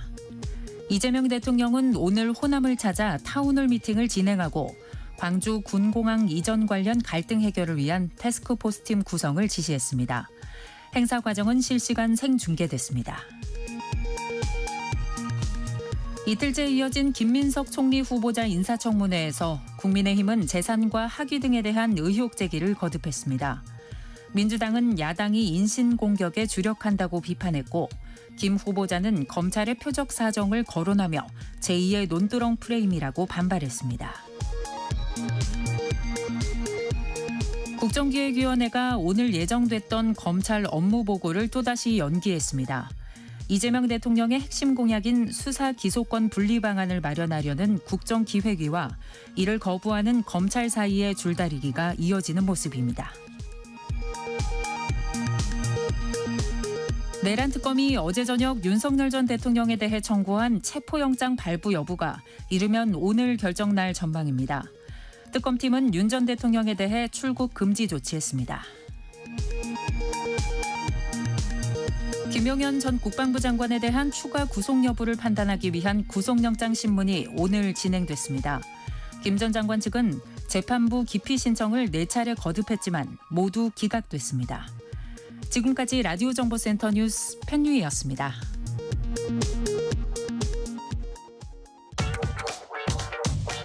뉴스의 진수를 보여주는 인터뷰. 뉴 진수. 이스라엘에 이어서 미국까지 이란을 전격 공습한 뒤에 이스라엘과 이란이 우리 시각 오늘 오후 1시부터 휴전에 들어갔습니다. 자, 그렇다면 앞으로 협상은 어떻게 진행될지, 휴전 이후 이란 핵 문제는 그래서 어떤 식으로 처리될지, 중동 충돌의 불씨는 여전히 살아있는지, 그리고 향후 미국의 중동 정책은 어디로 향할지 민정훈 국립외교원 교수와 함께 자세히 얘기 나눠봅니다. 민정훈 교수님 어서 오세요. 예, 안녕하세요. 자, 이제 우리가 이제 외신을 보니까 오늘 오후 1시부터 휴전에 들어갔습니다. 자, 그렇다면 이번 휴전 합의까지 나오게 된 배경은 뭐라고 보세요? 아무래도 미국 입장에서는 빨리 그 네. 무력 충돌을 끝내고 싶었을 것이고요. 뭐 이스라엘하고 이란 입장에서도 이스라엘 입장에서는 이란의 핵 능력과 핵 위협을 제거하는 게 목표였기 때문에 네. 이제 이란 당국이 이스라엘 당국이 밝히는 것처럼 이번 공습, 이스라엘의 공습과 미국의 공습을 통해 가지고 이란의 핵 능력의 상당 부분을 이제 파괴하고 지연시켰다 이렇게 평가를 했거든요. 그러니까 전략적 목표를 달성을 한 거고요. 네타냐후 총리 입장에서는 이제는 국내 정치적으로 굉장히 어려운 상황에 몰려 있었는데 네. 이번 이란에 대한 공습이 성공하면서 이란이 오랫동안 갖고 있었던 수건을 안보 위협을 풀었다. 이런 그래서 영웅으로 추앙을 받는 이런 상황까지 발생했거든요. 네네. 이스라엘은 전략적 측면이나 정치적 측면에서 목적을 이뤘지 않습니까? 그리고 미국 입장에서도 어쨌든 공습을 통해 가지고 외교가 작동하지 않는 부분을 군사적 측면을 통해 가지고 해결하려고 시도를 했고 네. 그게 이란이 인지하지 못하면서 공습 성공했다 이런 자평을 했기 때문에 네. 미국 입장에서는 공습이 끝났고 확전할 의지가 없으니까 이제는 이제 협상을 하자, 휴전을 하자 이렇게 제안을 했고 네. 마지막 남은 협상의 대상자는 이란인데. 예. 이란은 안타깝게도 카드가 없잖아요. 트럼프 네. 대응 대통령만. 수단이 지금 없는 거죠. 그렇죠. 예, 이번에 방공망도 무너졌고 이스라엘의 체계적인 공격에 의해 가지고 저항의 축이라고 하는 뭐 하마스나 헤즈볼라라든지 후티 반군이라든지 네. 친이란 성향의 시리아 정권까지 무너져 버렸기 때문에 그러니까요. 상당히 공격에 처해 있고 막강한 지상군을 갖고 있지만 뭐 이스라엘과 이란은 수천 킬로 떨어져 있기 때문에 의미가 없잖아요. 그러니까 방공망이 무너지면서 어떤 대응할 카드가 만만치 않았기 때문에 이란 입장에서는 휴전에 응하는 것이 가장 현실적인 카드가 아니었나 보기 때문에 네. 이런 그 연관된 세계 주요국들의 이해관계가 마저 떨어지면서 예상보다 훨씬 빠르게 휴전에 합의한 것이 아닌가 보고 있습니다. 이게 어떤 최근에 나온 여론조사를 이게 미국이 타격을 한 다음에 벙커버스트 써서 타격한 직후에 나온 건데 미국 국내 여론조사 이란 핵시설 타격에 대한 미국 국내 여론조사 미국 국민의 절반 이상이 직접 타격에는 반대한다 또 이런 어쨌든 그 여론조사에서 그렇게 나왔어요.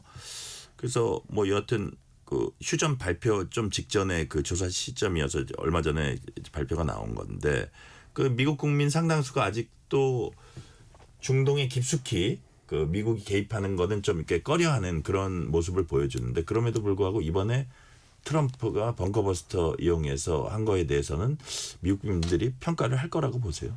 그 과정에 있어서는 상당히 비판 여론이 셌었어요. 공화당 내부에서도 이 공습한 거에 대해서 또다시 마가라고 하는 트럼프 대통령의 열렬한 지지층인 그러한 그 공화당 의원들까지도 비판의 가세를 한 거죠. 다시 중동의 전쟁의 수렁에 빠져들려고 한다. 트럼프 대통령이 전임 대통령들이 중동의 수렁에 빠져가지고 미국에 막대한 피와 돈을 갖다 흘렸는데 그러한 전체를 다시 밟으려고 한다. 비판을 했거든요.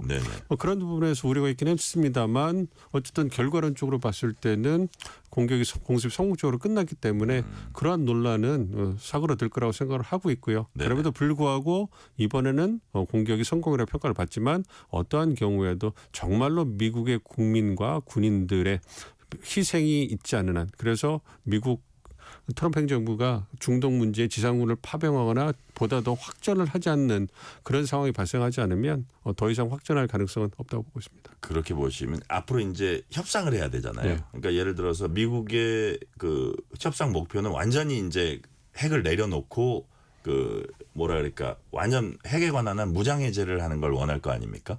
미국 입장에서는 어떤 수준으로 협상이 진행될까요? 그렇죠. 그러니까 과거에 오바마 행정부에서 JCPOA라고 하는 그 이란과 6개 국가들이 참여해가지고 이미 핵 협상을 했고 그걸 바탕으로 해서 이란이 경제 지대를 단계별로 풀었단 말이에요. 그러다가 2018년에 그게 불완전한 그러한 협상이다. 말씀해 주신 것처럼 핵물질을 개발하고 핵능력을 이란이 향상시키는데 이 부분을 뭔가 모니터링하고 통제할 수단이 녹록지 않다. 그래서 불완전한 합의다. 이러한 비판을 공화당 내에서 했거든요. 그러니 그 부분을 보완한 그 핵 협상을 추구하고 싶을 것이고 그래서 트럼프 대통령이 오바마가 했던 불완전한 협상을 내가 완전하게 이제 협상으로 막아냈다, 이뤄냈다 이러한 명분이 있어야 될 거 아니겠습니까? 그러니까 JCPOA보다는 보다 진전된 형태의 이런 비핵화 이런 그 합의가 나와야 되겠죠. 그런데 그 엔드 스테이트라고 하는 그 부분이 정말 말씀해 주신 것처럼 완전한 핵능력을 제거하는 것이 될는지 아니면 현재 갖고 있는 핵물질만 반출하고 이제 마무리 지을 건지 이거는 협상을 해봐야 될 것 같습니다. 그러니까 그 협상도 결코 녹록지 않을 것임을 예고하고 있는 것 같아요. 그러니까 서로 목표하는 바가 좀 다를 것 같습니다. 이란은 또 다른 생각을 할 것 같고 미국은 완전히 내려놓게 하고 싶은데 약간 오바마 시절에 어떤 전례가 있기 때문에 그거보다 조금 더 강도 있게 한다든지 그런 것들이 이제 할 것 같은데 자 이게 어떤 협상 결과가 어떠냐에 따라서 예를 들어서 이란 뭐 이게 당장은 아니겠지만 이게 이란 정권의 어떤 타격이라든지 중장기적으로 이란 정권 교체라든지 아니면 이란의 지금 친정 체제라는 이런 거에 좀 변화, 속으로 부글부글 끓고 있는 것들은 분명히 그 체제 안에서 있을 겁니다. 이런 것들에도 영향을 좀 미칠 수도 있다고 보세요. 그렇죠. 지금은 과정이라고 보는 게 적절하지 않은가 싶어요. 그러니까 지금은 대외적 이스라엘과 미국이라는 강력한 대외의 적이 있기 때문에 네. 이란 국민들이 경제난, 사회적 불만에도 불구하고 반이스라엘, 반미국을 외치면서 지금 거리로 나오고 있잖아요. 네네. 근데 그것이 얼마만큼 지속될 것이냐. 즉 대외의 적이 사라졌을 때, 그러니까 이스라엘의 위협, 네. 미국의 위협이 어느 정도 사라지고 협상 국면으로 들어가면서 이제 그러한 안정 국면으로 들어갔을 때 그때도 지금의 신정 체제라든지 지금의 정치 시스템을 이란 국민들이 옹호해 줄 것인가. 그러니까 미래가 불확실한 상황에서 네. 대내적인 측면을 이해하고 다시 한번 힘을 모아줄 것인가. 이건 상당한 의심이 있거든요. 네네. 그러니까 향후 이란 정권이 어떻게 이 국면을 풀어나가냐. 그래서 이란 국민들의 불만을 해결해 줄 수 있느냐가 관건이라고 생각하고 네네. 이 부분에 대해서 이스라엘이나 여타 아랍 국가들이 굉장히 어떤 정보전을 인지전을 통해 가지고 교란을 시키려고 하겠죠. 그래서 네네. 이번 이스라엘 공습 때 보여줬던 것처럼 이스라엘이 공습하는 것이 이란 군대라든지 이란 국민들을 향한 것이 아니라 일부의 이란 엘리트들을 향한 것이다. 그래서 갈라치기를 했거든요. 예, 예. 이 부분이 또 더 부각될 수도 있는 거죠. 그러니까 이란 입장에서는 첫째는 대외 적의 상대에서 네. 뭔가 위신을 지키고 뭔가 국가의 생존을 담보해야 되지만 거기서 나가면 이제 대내 문제를 해결하기 위한 대안을 제시해야 되는데 네. 과연 그것이 순조로울까? 만약 그것이 순조롭지 않으면 말씀해 주신 것처럼 이란 내 상당한 정치적 변혁도 일어날 수 있다 보고 있습니다. 네.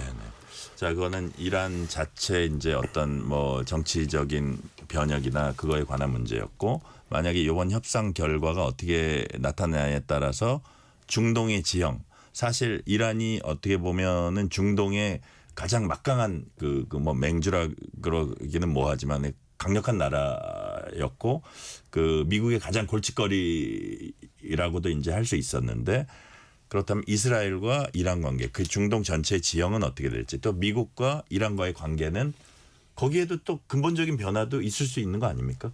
그렇죠. 지금 트럼프 대통령이 네. 지난 3월에 연방의회 그 합동 연설에 나와가지고 이스라엘 하마스 전쟁 관련해서 굉장히 흥미로운 그런 발언을 해요. 뭐라 그랬죠? 그러니까 러시아 우크라이나 전쟁에 대해서는 예. 전쟁을 빨리 끝나겠다. 그리고 미국의 이익에 경제적 이익을 담보하겠다. 이런 얘기를 했는데 예. 이 이스라엘 하마스 전쟁에 대해서는 인질을 석방하겠다. 그러니까 전쟁을 빨리 끝내겠다는 얘기를 안 해요. 인질을 석방하겠다. 그리고 중동에 항구적인 평화를 정착시키겠다. 이런 어떻게 보면 다소 뜬구름없는 얘기를 뜬구름 잡는 소리를 하거든요. 예, 뜬구름 얘기를 한단 말이에요. 예, 예. 그래서 그것이 무엇일까 생각해 봤을 때 예. 이제 러시아와 우크라이나 전쟁은 빨리 끝나는 게 목표지만 이스라엘 하마스 전쟁은 이 세력 균형을 미국에게 보다 우호적으로 만들고자 하는 그게 있는 것 같아요. 일기 때 아브라함 협정이라는 걸 통해 가지고 이스라엘과 사우디를 맹주로 하는 그런 아랍 국가들과의 관계 개선, 국교 정상화를 추진을 해요. 네네. 그래서 UAE라든지 카타르라든지 4개 국가들과 아브라함 협정을 맺어서 국교 정상을 하고 예. 그 정점에 사우디아라비아와 이스라엘의 관계 개선이 있는데 네. 이거는 2020년에 재선에 성공하면 할 거라고 예상이 됐는데 재선에 실패했잖아요. 그렇군요. 그렇기 때문에 트럼프 대통령은 그것을 굉장히 자기가 성공한 어떤 외교 협상이라고 생각을 하고 아브라함 협정 2.0 그래서 사우디와 이스라엘의 관계 정상화를 시키고 싶을 거예요. 네. 그러면 그 중동에서 이스라엘, 사우디, 이란의 세 축이란 말이에요. 예. 근데 지금 만약에 그렇게 된다면 이스라엘과 사우디, 이스라엘 친미, 사우디 빈살만 왕사자, 실권자가 트럼프하고 굉장히 친하잖아요. 네네. 그러니까 두 진영이 굉장히 친미적으로 가고 있고 관계 정상을 한다면 트럼프에게 얼마나 우호적인 그런 세력이 만들어지겠어요. 반면에 이란은 트럼프 행정부 들어오면서 공세적으로 나오고 굉장히 밀어붙였기 때문에 또 이번 공습을 통해 갖고 상당히 세력이 축소됐단 말이에요. 네네. 그렇다면 이 두 진영에 대해서 이란이 발휘할 수 있는 영향력은 상당히 축소될 수밖에 없을 거고 이게 상당 기간 갈 거란 말이에요. 네네. 그러니까 이란은 이런 어려운 국면을 돌파하기 위해서 미국과의 관계를 개선하려고 노력할 수도 있는 것이고 네네. 이렇게 되면 트럼프 대통령 입장에서는 이 세 개의 진영이 모두 다 미국이 우호적인 관계를 형성할 가능성이 있는 거죠. 네. 그러면 그 미국이 과거보다 훨씬 적은 비용과 노력으로 중동 정세의 이제 그 세력 균형을 다시 재편을 하고 미국의 영향력을 유지할 수 있는 거예요. 이렇게 되면 우리가 보지 못했던 단기간이 될지라도 어떤 중동의 평화가 찾아올 수 있는 거죠. 그러니까 트럼프 대통령이 그걸 목표로 했다면 그리고 그 과정이 지금 이루어지는 거라면 시간이 좀 지나고 나면 우리가 보지 못했던 중동 정세가 재편되는 상황도 가능할 수 있지 않을까 이렇게 생각도 해봅니다. 교수님 그 과정에 지금 이제 미국과 이란이 미국은 이란의 핵을 이제 주저앉히려 그럴 것이고 그 과정에 이란 뒤에는 또 중국이 있다고 볼 수 있잖아요. 그래서 이번에 뭐 호르무즈 해협 봉쇄되니 많이 할 때 미국 국무장관이었나요? 저 중국이 좀 이란한테 얘기 좀 해. 그런 사태까지 안 오게 이런 얘기까지 했단 말이에요. 자, 이번 그 중국의 어떤 변수는 미국이 이란의 핵을 주저앉히는 데 있어서 좀 작용할 수 있을까요? 영향력을 크게 발휘하지 못할 것 같아요. 이번에 말씀한 호르무즈 해협을 이란이 봉쇄할 가능성에 대해서 중국에 대해서 미국이 요청하는 부분은 압박하는 부분은 사실 중국이 호르무즈 해협이 봉쇄가 되면 상당히 경제적 타격을 받을 수밖에 없어요. 물론 육로로 에너지를 공급받긴 합니다만 거의 이란 에너지의 90%를 중국이 수입하고 있는데 그리고 이제 그 호르무즈 해협을 통해서 중국으로 가는 물품들이 많이 들어가고 있는데 만약 호르무즈 해협이 봉쇄가 되면 가장 타격을 받는 국가가 중국일 수 있단 말이에요. 그러니까 미국에서 그 부분을 강조하면서 이란을 좀 자제시켜라 이런 얘기를 했던 거고 그렇지만 그 이외에 이번 공습이라든지 이스라엘과의 어떤 무력 충돌을 봤을 때 중국이 한 게 하나도 없단 말이에요. 그래요. 그러니까 중동 지역에서 미국이 어떤 과거보다 에너지 안보에 있어서 전략적 중요성이 중동 지역에서 떨어지니까 좀 빠져나가고 중국 견제를 가려고 하니까 이 부분을 중국이 치고 들어가면서 뭔가 새로운 대안으로 이제 부각되고 싶었는데 실제로 위기가 터지니까 결국 문제를 해결할 수 있는 건 미국밖에 없는 거예요. 그러니까 이번 그 사태를 통해 가지고 중국의 국제적 위상은 한동안 정체되거나 축소될 수밖에 없다 이렇게 생각하고 있습니다. 네. 자, 요거 한번 짧게 짚고 넘어갈게요. 백악관은 벙커버스터 공격으로 이란 핵 시설이 완전히 파괴됐다 이렇게 했는데 반면에 이란은 자기네 타격 그렇게 입지 않았다 이렇게 주장을 했고요. 근데 CNN이 이런 보도를 했어요. 미 국방부 산하 국방정보국이 이란의 핵 프로그램 핵심은 파괴되지 않았다. 는 초기 평가를 내놨다는 거예요. 자, 어느 정도의 위력을 발휘했는지 이건 조금 더 지켜봐야 됩니까? 그렇습니다. 좀 지켜봐야 될 것 같은데 왜냐하면 의견이 이제 상반되게 나오는 거죠. 말씀해 주신 것처럼 미국 CNN이라든지 미국 언론이라든지 뭐 국방부 산하 국방정보국의 초기 평가를 보면 이란의 핵심적인 핵 능력은 여전히 살아 있다라는 거죠. 그래서 농축 우라늄 같은 것은 미리 피신을 시켰기 때문에 보존이 됐고 그다음에 우라늄 농축 핵심 설비인 원심 분리기도 대체로 보존이 돼 있다. 좀 타격을 받았겠지만 불능화된 건 아니다. 이런 평가를 했기 때문에 최소한 몇 달 정도만 지연시킨 거다 이런 얘기를 하고 있기 때문에 그런 부분에서 백악관은 완전히 무력화시켰고 불능화시켰다. 이제 이란은 다시 핵갑을 하기 어려울 거다 이런 얘기를 했기 때문에 차이가 있는데요. 어쨌든 중간 정도를 보면 합리적이지 않을까 생각을 하죠. 그렇게 본다면 어느 정도 타격을 받기는 했겠으나 그것이 완전히 불능화된 상태는 아니기 때문에 이런 측면을 본다면 이란이 좀 더 몸을 추스리고 이제 다시 핵개발을 하려면 시간은 다소 걸리겠으나 어떤 그 원천 기술이나 설비는 남아있기 때문에 그런 부분에서는 가능성을 여전히 확보하고 있는 게 아닌가 이렇게 보는 게 합리적으로 생각합니다. 네. 자. 미국이 이란을 공격한 건 이란 핵무기 생산이 임박했다 이런 이제 명분을 내걸었습니다.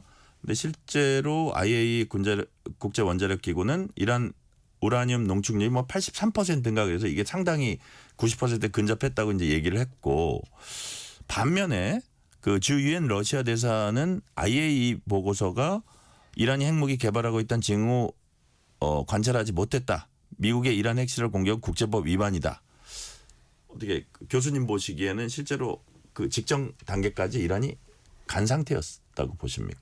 어느 정도는 많이 형성된 것 같아요. 그래요? 우라늄 농축이 60% 이상이 됐고 그렇기 때문에 이란이 원한다면 수개월 내에 네. 어떤 그 핵무기를 할 수 있을 거다. 그래서 우라늄 그 어떤 농축된 우라늄이 한 400kg 정도가 됐고 이걸 핵무기로 만들면 9기 정도가 나올 수 있을 거다. 이런 평가가 나오고 있었기 때문에 어느 정도 목전까지는 간 것 같아요. 시간이 좀 걸리겠지만 뭐 그러한 측면을 고려해 본다면 하겠습니다만 문제는 과연 이란이 정말로 단기간 내에 핵무기를 생산할 의지가 그렇게 강했느냐 이 부분이 그 논란이거든요. 그렇죠. 그거에 대해서 그 어떤 그 미국의 정부국에서는 그렇지 않다. 뭐 그 얘기를 했기 때문에 트럼프 대통령이 어떤 그러한 국가정보국에서 한 그 수장이 얘기한 부분에 대해서 그녀가 틀렸다 이렇게 얘기하면서 그렇죠. 하고 이스라엘의 정보를 믿어줬단 말이에요. 이 부분이 논란이 있는 거죠. 그러니까 핵 능력은 어느 정도 확보를 했으나 과연 그거를 실제로 무기화할 것이냐 이 부분에 논란이 있기 때문에 지켜봐야 될 것 같습니다. 네. 최근에 태미 브루스 미 국무부 대변인은 미국의 이란 핵시설 타격이 북한에 주는 교훈은 뭐냐 이런 기자들이 질문을 하니까 항상 하는 대답이에요. 북한의 완전한 비핵화를 추구한다라고 대답을 했습니다. 자, 이번 중동 사태가 향후 북핵 문제에 대한 미국의 접근에도 영향을 끼칠 수 있을까요? 큰 영향을 미치지 못할 것 같아요. 어쨌든 미국의 입장에서는 북한의 완전한 비핵화를 추구하지만 지금까지의 미국의 경험을 봤을 때 완전한 비핵화를 약속하고 협상에 나와라 그러면 북한이 안 나온다는 거거든요. 그걸 알고 있어요. 그렇기 때문에 북한의 비핵화를 추구하지만 이제 단계적, 동시적, 병행적으로 할 수밖에 없다. 핵 능력을 실질적으로 감소시키는 그런 협상을 할 수밖에 없는 것이고 그런 부분을 잘 알고 있습니다. 그래서 미국의 접근법은 큰 차이가 없을 거라고 보는데 문제는 북한의 접근법이죠. 이란 사태를 보면서 과연 미국을 신뢰할 수 있을까? 협상에 나와서 2주의 시한을 준다고 해놓고 이틀 만에 공습을 했단 말이에요. 그러한 미국을 믿을 수 있을 것인가? 그렇기 때문에 북한 입장에서는 핵무기를 절대 포기하면 안 되고 핵무기가 없으니까 이란은 공습을 받은 거다. 그러니까 핵무기를 포기할 수 없다라는 그러한 의지를 강하게 가졌을 거고 이와 더불어서 이제 미국과 대화를 하려면 보다 더 선제적이고 적극적인 어떤 조치를 약속해 주지 않으면 나오지 않을 것이다. 즉 북한이 대화에 나오려면 그 문턱이 높아졌다고 볼 수 있는 거죠. 거기다 뭐 북러 밀착도 또 있고요. 그렇습니다. 그렇기 때문에 미국은 그 북한 입장에서는 핵무기 질적 강화를 하고 러시아의 협력을 통해서 지속적으로 협상력을 높이려고 할 거기 때문에 미국이 대화를 원한다면 보다 더 적극적인 유인책을 제공해야 될 것이고 우리 정부도 그쪽에서 아이디어를 제공하면서 어떤 북미 협상을 촉진시킬 수 있는 역할을 해야 되지 않을까 생각하고 있습니다. 북한은 이란과 다르다는 그런 측면 말씀해 주셨고요. 마지막 질문 드릴게요. 자, 이번에 이제 이란 사태, 중동 사태 보시면서 앞으로 중동 사태 어떤 점, 그 다음에 또 뭐 이란의 핵 문제로 비롯된 거잖아요. 그 다음에 연관해서 우리 북핵 문제도 뭐 무관하지 않은 건데 이와 관련한 미국의 대외 정책 어떤 점을 우리가 좀 눈여겨봐야 할까요? 그러니까 미국 입장에서는 이제 중동 정세를 자기 유력에 끌려가려고 하고 있고 그다음에 러시아 우크라이나 전쟁도 러시아와의 협력을 통해서 끝내려고 하고 있단 말이에요. 그러니까 이란이 이번에 미국의 공습이 있었을 때 달려간 곳은 중국도 아니고 바로 러시아입니다. 러시아에 달려가서 뭔가 중재 역할을 해달라고 요청을 했거든요.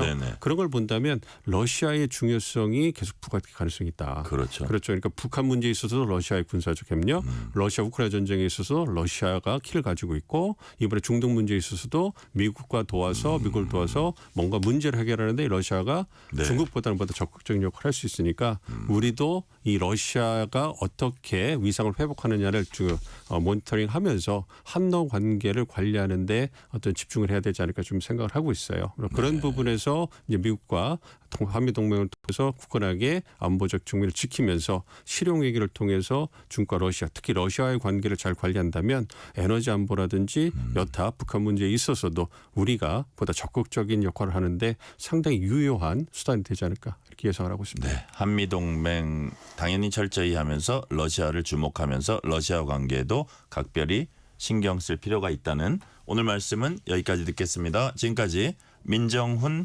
국립외교원 교수였습니다. 교수님 말씀 감사합니다. 네, 고맙습니다. 편지 왔습니다. 퇴근길 지친 당신에게 힘이 되는 뉴스를 전해드립니다. 매일 저녁 당신과 함께 읽는 세상 이야기. KBS 1라디오 뉴스레터 K.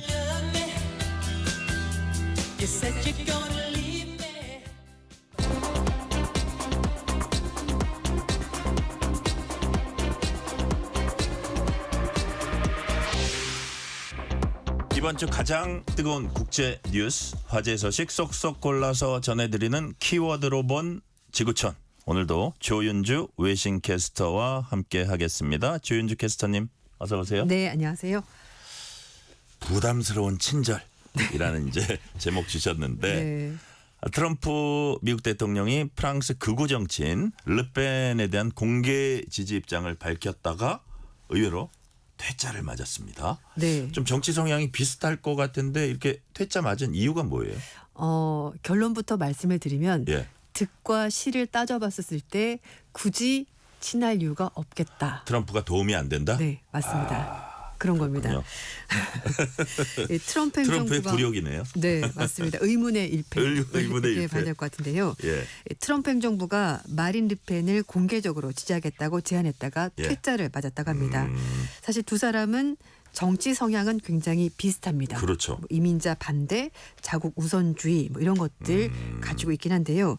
미국 국무부 대표단이 지난달 말에 프랑스 극우 정당인 국민연합의 고위 관계자들과 회동했고요. 네. 그때 대표단이 국민연합 측에 이 국민연합의 얼굴과 같은 르펜에 대해서 공개적으로 지지를 하겠습니다라고 제안했는데 르펜 측에서 아니 괜찮습니다라고 거부를 한 겁니다.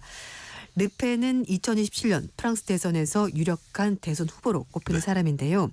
문제는 지금 공직 출마가 5년간 금지가 됐습니다. 왜냐하면 유럽연합의회 경비를 이용해서 네. 당에서 일하는 보좌진에게 이제 월급을 준 것 때문에 재판에 넘겨졌고요. 그래서 그래요? 국민연합의 당직자 24명과 함께 재판에 넘겨져서 3월 달 1심에서 횡령 혐의가 인정이 되면서 징역 4년형 그리고 10만 유로 돈으로 1억 6천만 원의 벌금을 선고받았고 그래요. 공직 출마도 5년간 금지가 됐고요. 피선거권 박탈. 맞습니다. 그래서 르펜 측에서 즉각 항소를 한 상태라고 합니다.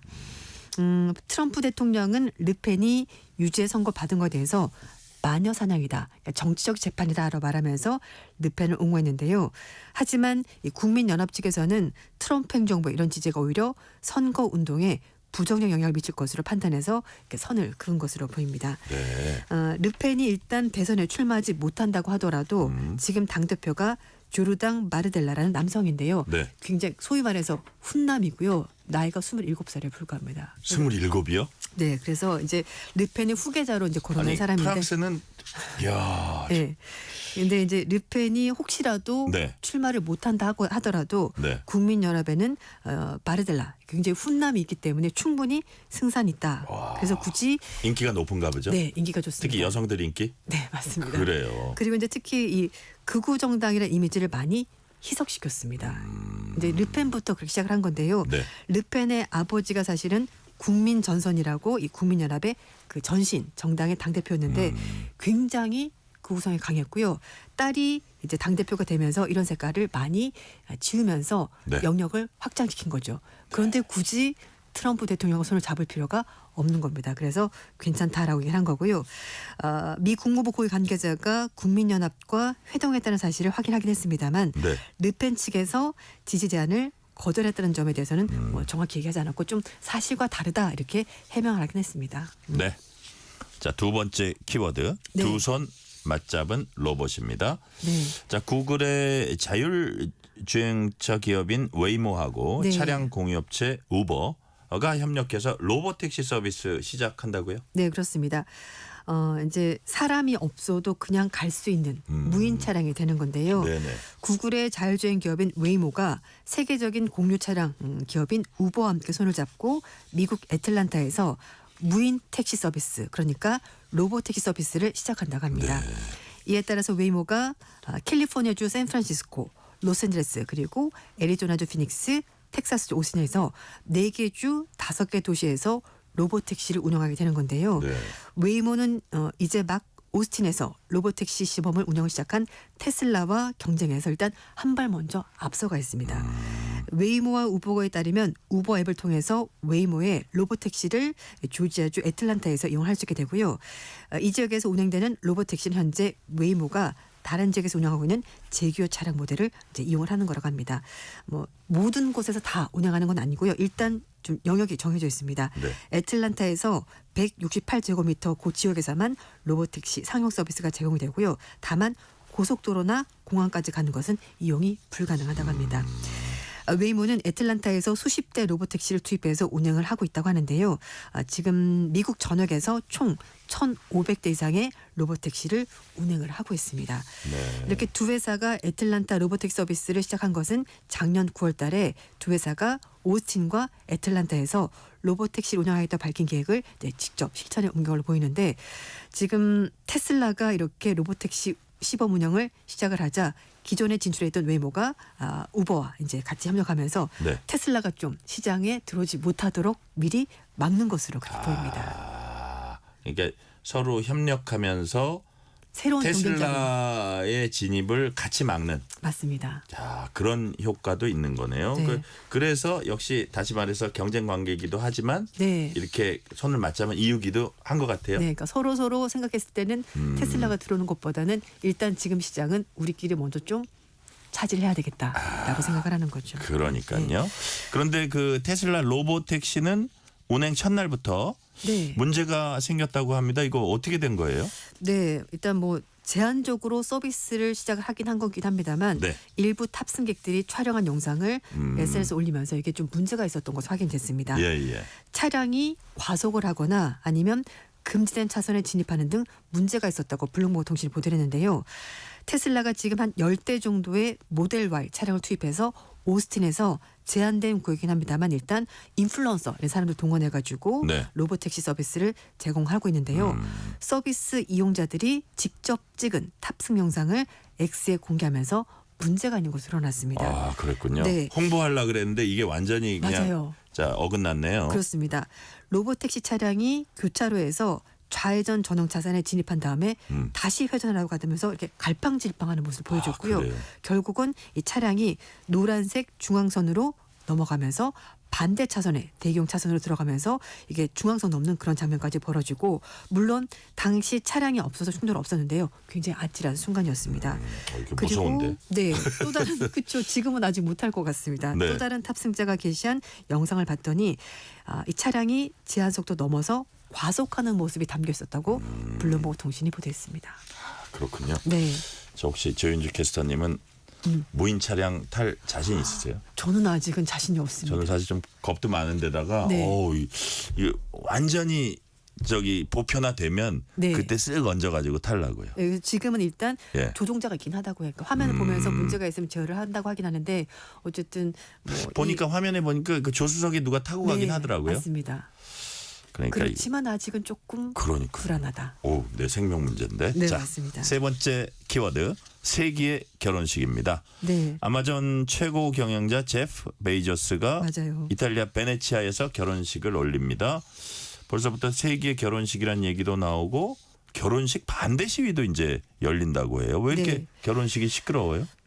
일단 그 베네치아가 워낙 네. 유명한 관광지다 보니까요. 관광객이 이미 많이 들어와 있습니다. 그런데 베이조스가 여기 와서 결혼식을 한다고 하니 또 이 오는 사람들이 하객들이 수백 명이라고 합니다. 유명인사들이 많이 오니까 굳이 개인 결혼식을 이렇게 도시 전체 하나를 거의 빌리다시피 해가지고 하는 게 맞냐라고 말하면서 반대의 목소리가 있었고요.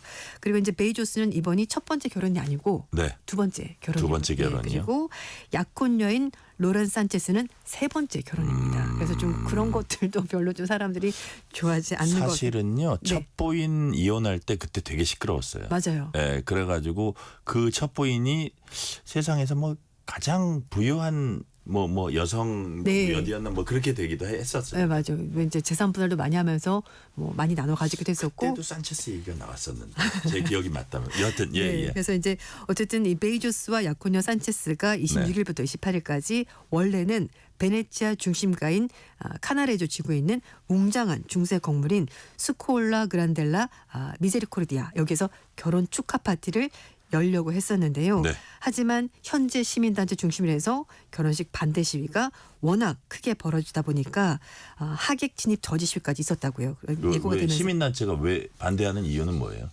굳이 여기까지 와서 사람들 데려와서 왜 결혼식을 하냐는 거죠. 왜 그 유서 깊은 데까지 네. 와가지고 이미 관광객 많아가지고 오버투어리즘 때문에 너무나 힘든데 굳이 여기까지 와가지고 왜 결혼식을 하냐 개인적인 결혼식을 이렇게 된 거고요. 그런 거군요. 그래서 결국 결혼식 장소가 바뀌었습니다.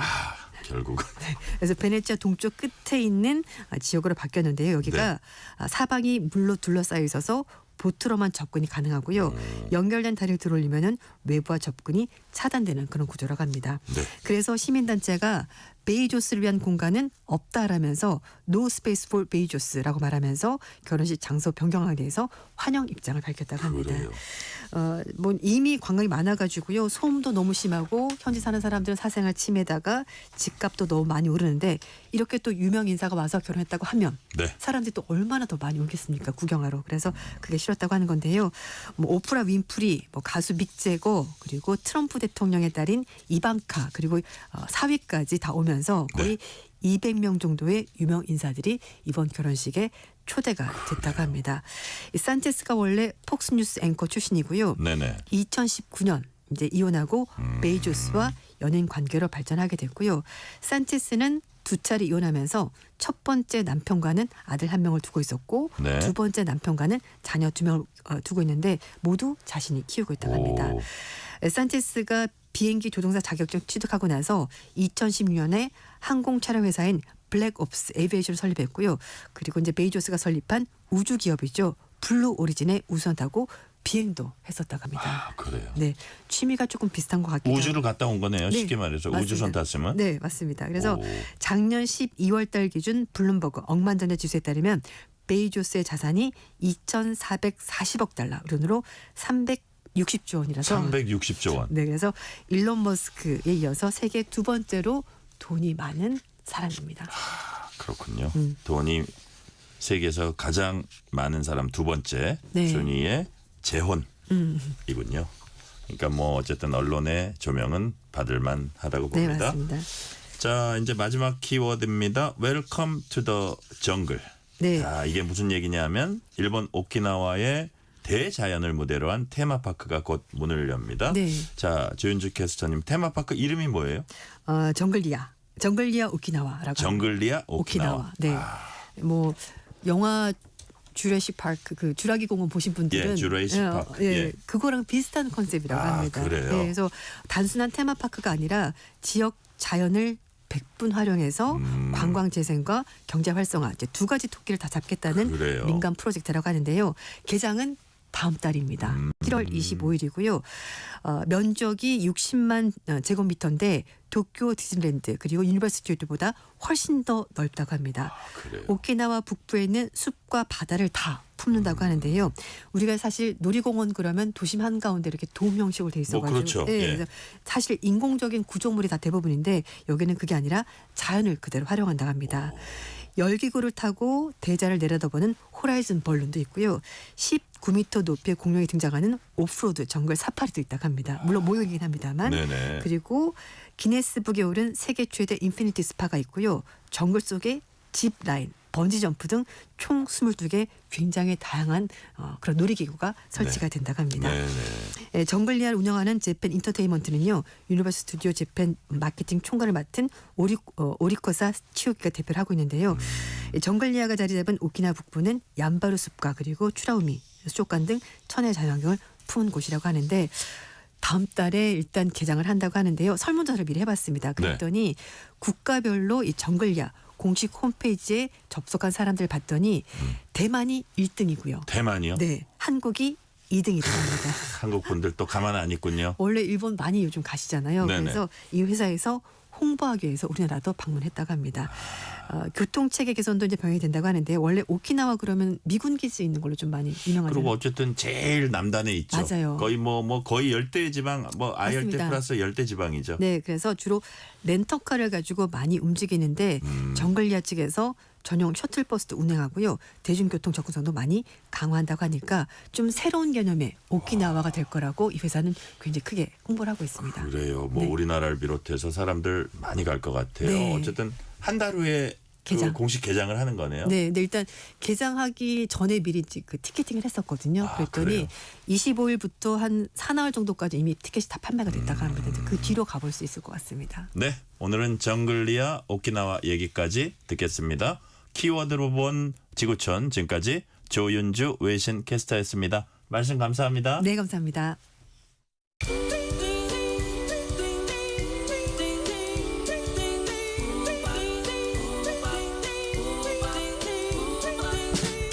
오늘 하루 뉴스를 정리해주는 다정한 편지 한 통. KBS 일라디오 뉴스레터 K.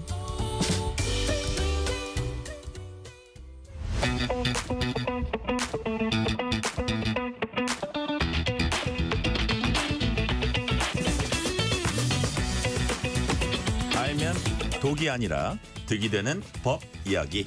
법이든 성배. 매주 수요일 깊이 있는 법 지식 잔에 꽉꽉 채워서 쉽게 풀어주는 분입니다. 오늘도 박성배 변호사 나오셨습니다. 박성배 변호사님 어서 오세요. 안녕하세요. 법이든 성배 박성배 변호사 오늘도 나왔습니다. 네. 자, 오늘은 12.3 비상계엄 관련 수사 상황 알아보겠습니다. 먼저 내란 특검이 윤석열 전 대통령 체포영장을 청구했습니다. 체포영장 발부 여부는 언제쯤 결정될 걸로 보세요?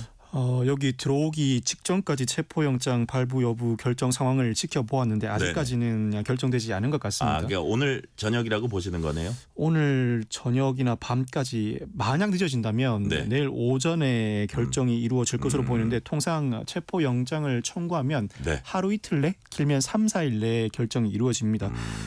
특검이 전격적으로 어제 오후 5시 50분경 즉 일과 시간 마감 직전에 체포영장을 청구한 만큼 어제 영장 발부 여부를 결정하기는 어려웠고 그렇다면 오늘 중에는 영장 발부 여부가 결정될 것이다. 되도록 통상의 전례에 비춰본다면 다음 날 저녁까지는 결정이 이루어지는 만큼 오늘 저녁이나 밤에는 결정이 이루어질 가능성이 상당히 높습니다. 네.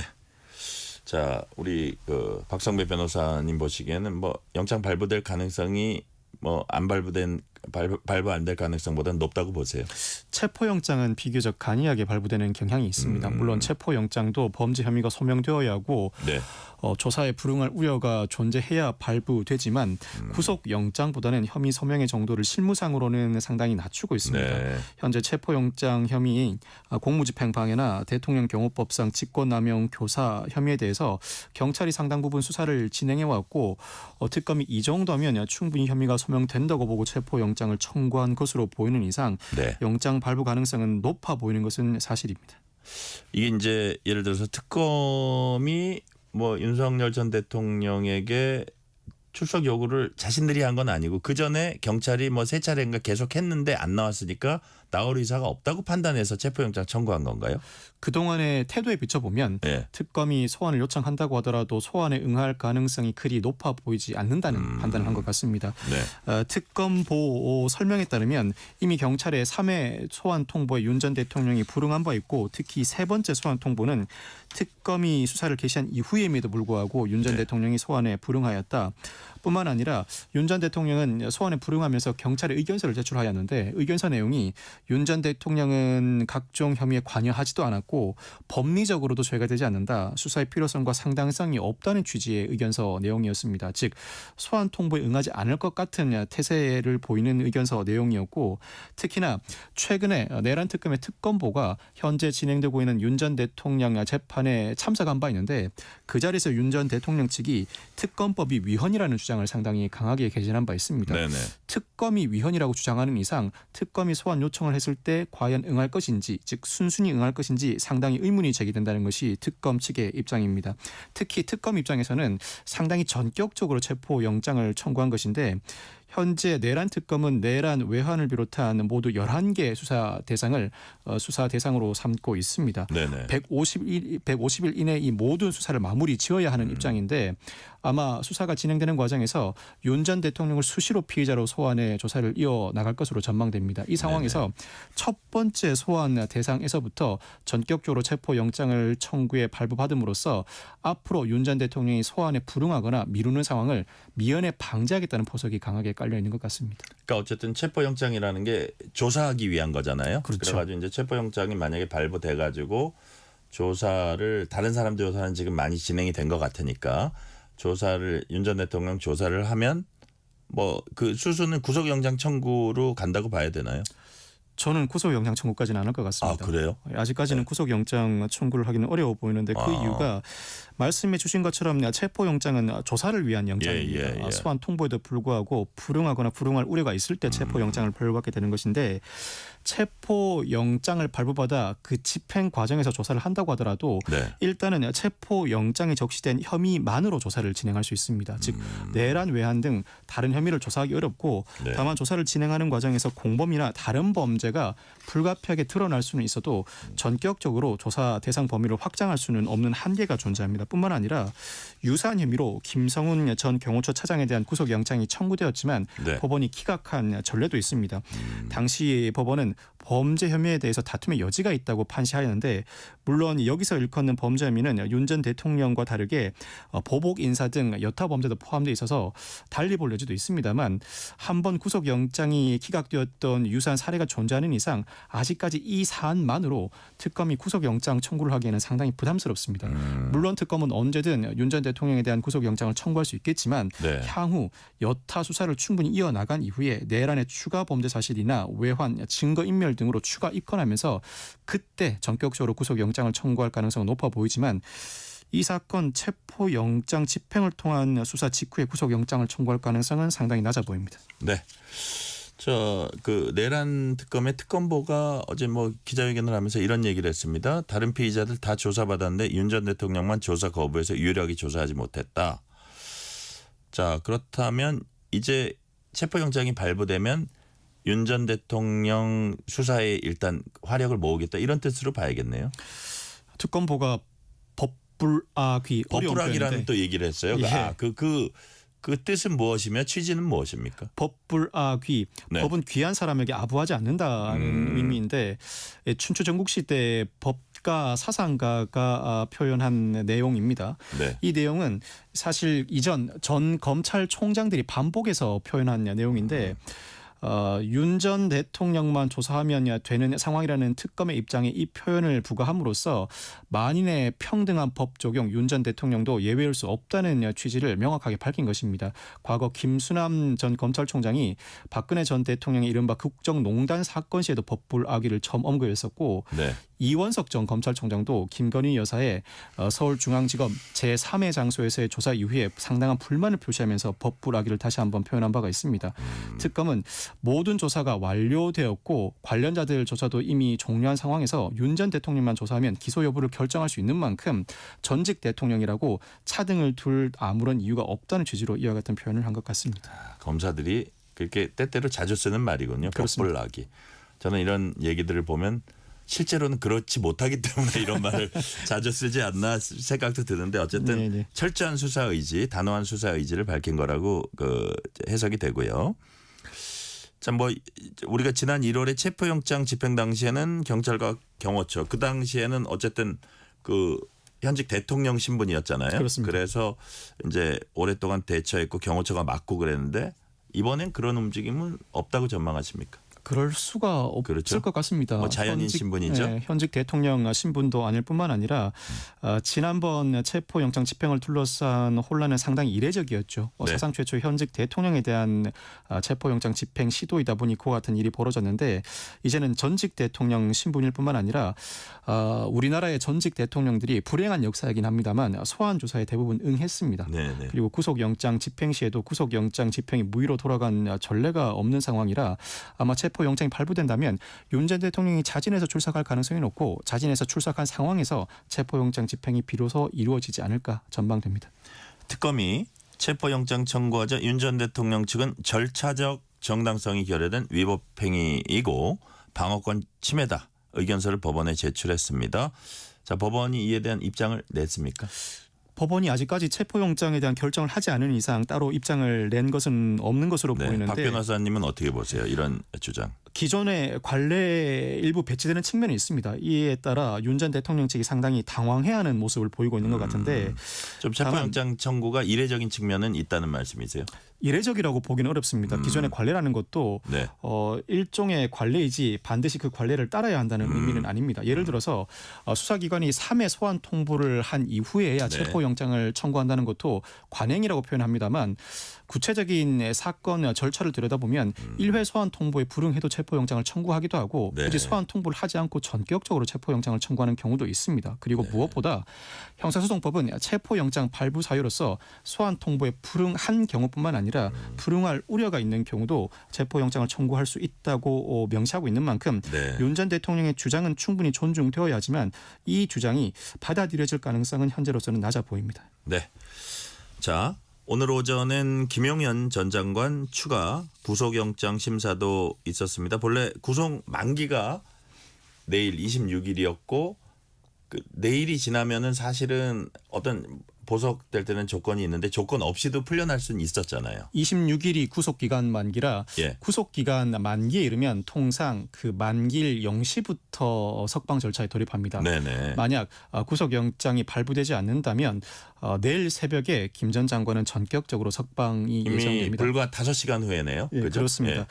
이에 따라서 특검이 추가 기소를 단행하면서 구속영장 청구를 요청한 상황인데 김 전 장관 측은 격렬하게 다투고 있습니다.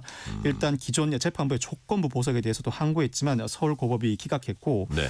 특검의 추가 기소와 구속영장 청구에 대해서도 집행정지 신청을 했지만 역시 서울고법이 기각을 했습니다. 또 기각됐어요. 결국 26일 구속기간 만기를 앞두고 23일 영장실질심사가 이루어졌지만 김 전 장관 측이 재판부에 대한 기피 신청을 단행하면서 영장실질심사는 연기되었고 구속기간 만료 하루 앞둔 오늘 드디어 실질적인 영장실질심사가 열리고 있는 상황입니다. 네. 이 영장실질심사 과정에서도 재차 기피 신청과 간이 기각이 반복되고 있다는 소식이 전해지고 있는데 위계에 의한 공무집행 방해 즉 비아폰을 노상원 전 정보사령관에게 전달한 혐의나 증거인멸 교사 혐의 즉 수행비서에게 비상계엄 관련 증거를 인멸하라고 지시한 혐의와 관련해서 네. 영장실질심사가 비로소 전격적으로 이루어지고 있는 상황입니다. 사실 구속된 피고인의 경우에는 구속기간 만기를 앞두고 검사가 추가 기소를 단행할 경우 기존 재판부가 사건을 담당하게 되고 네.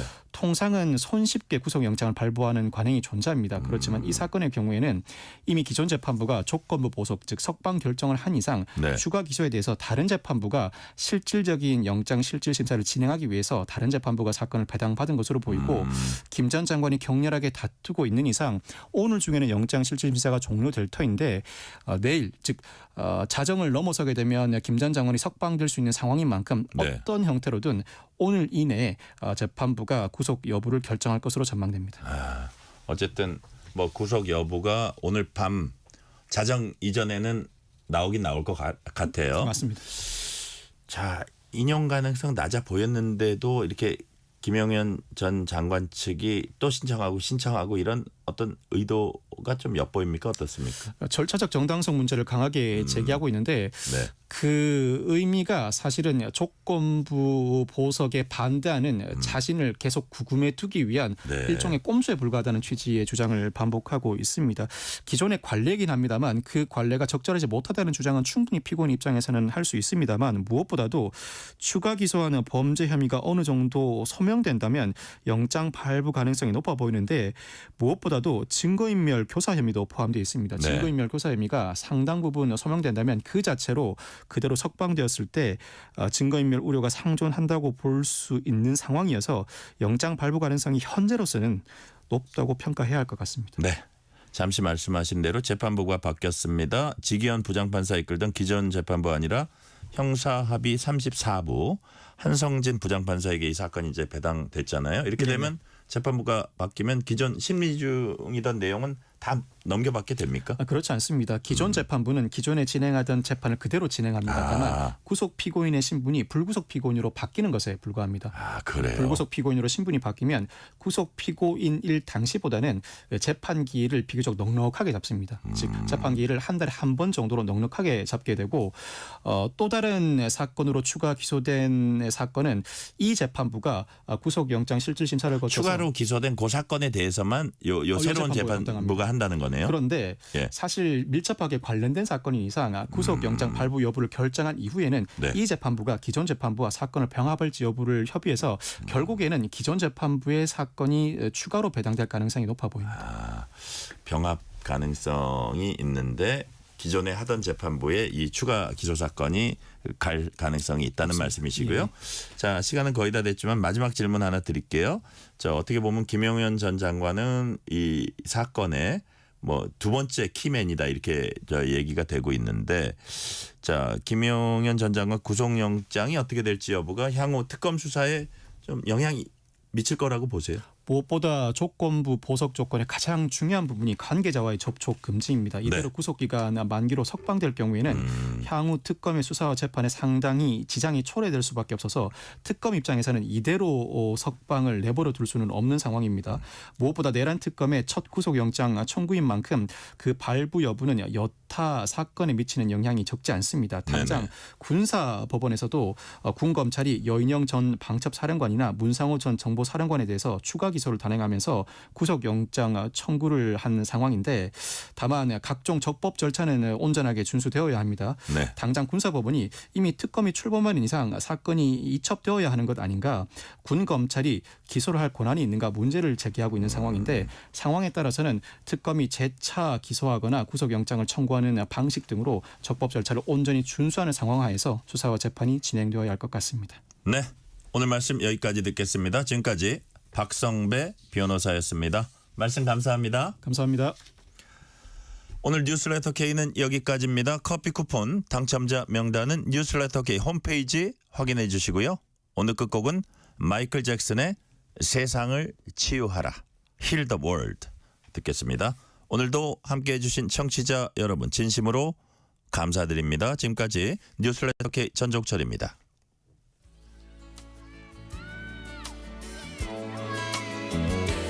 There's a place in your heart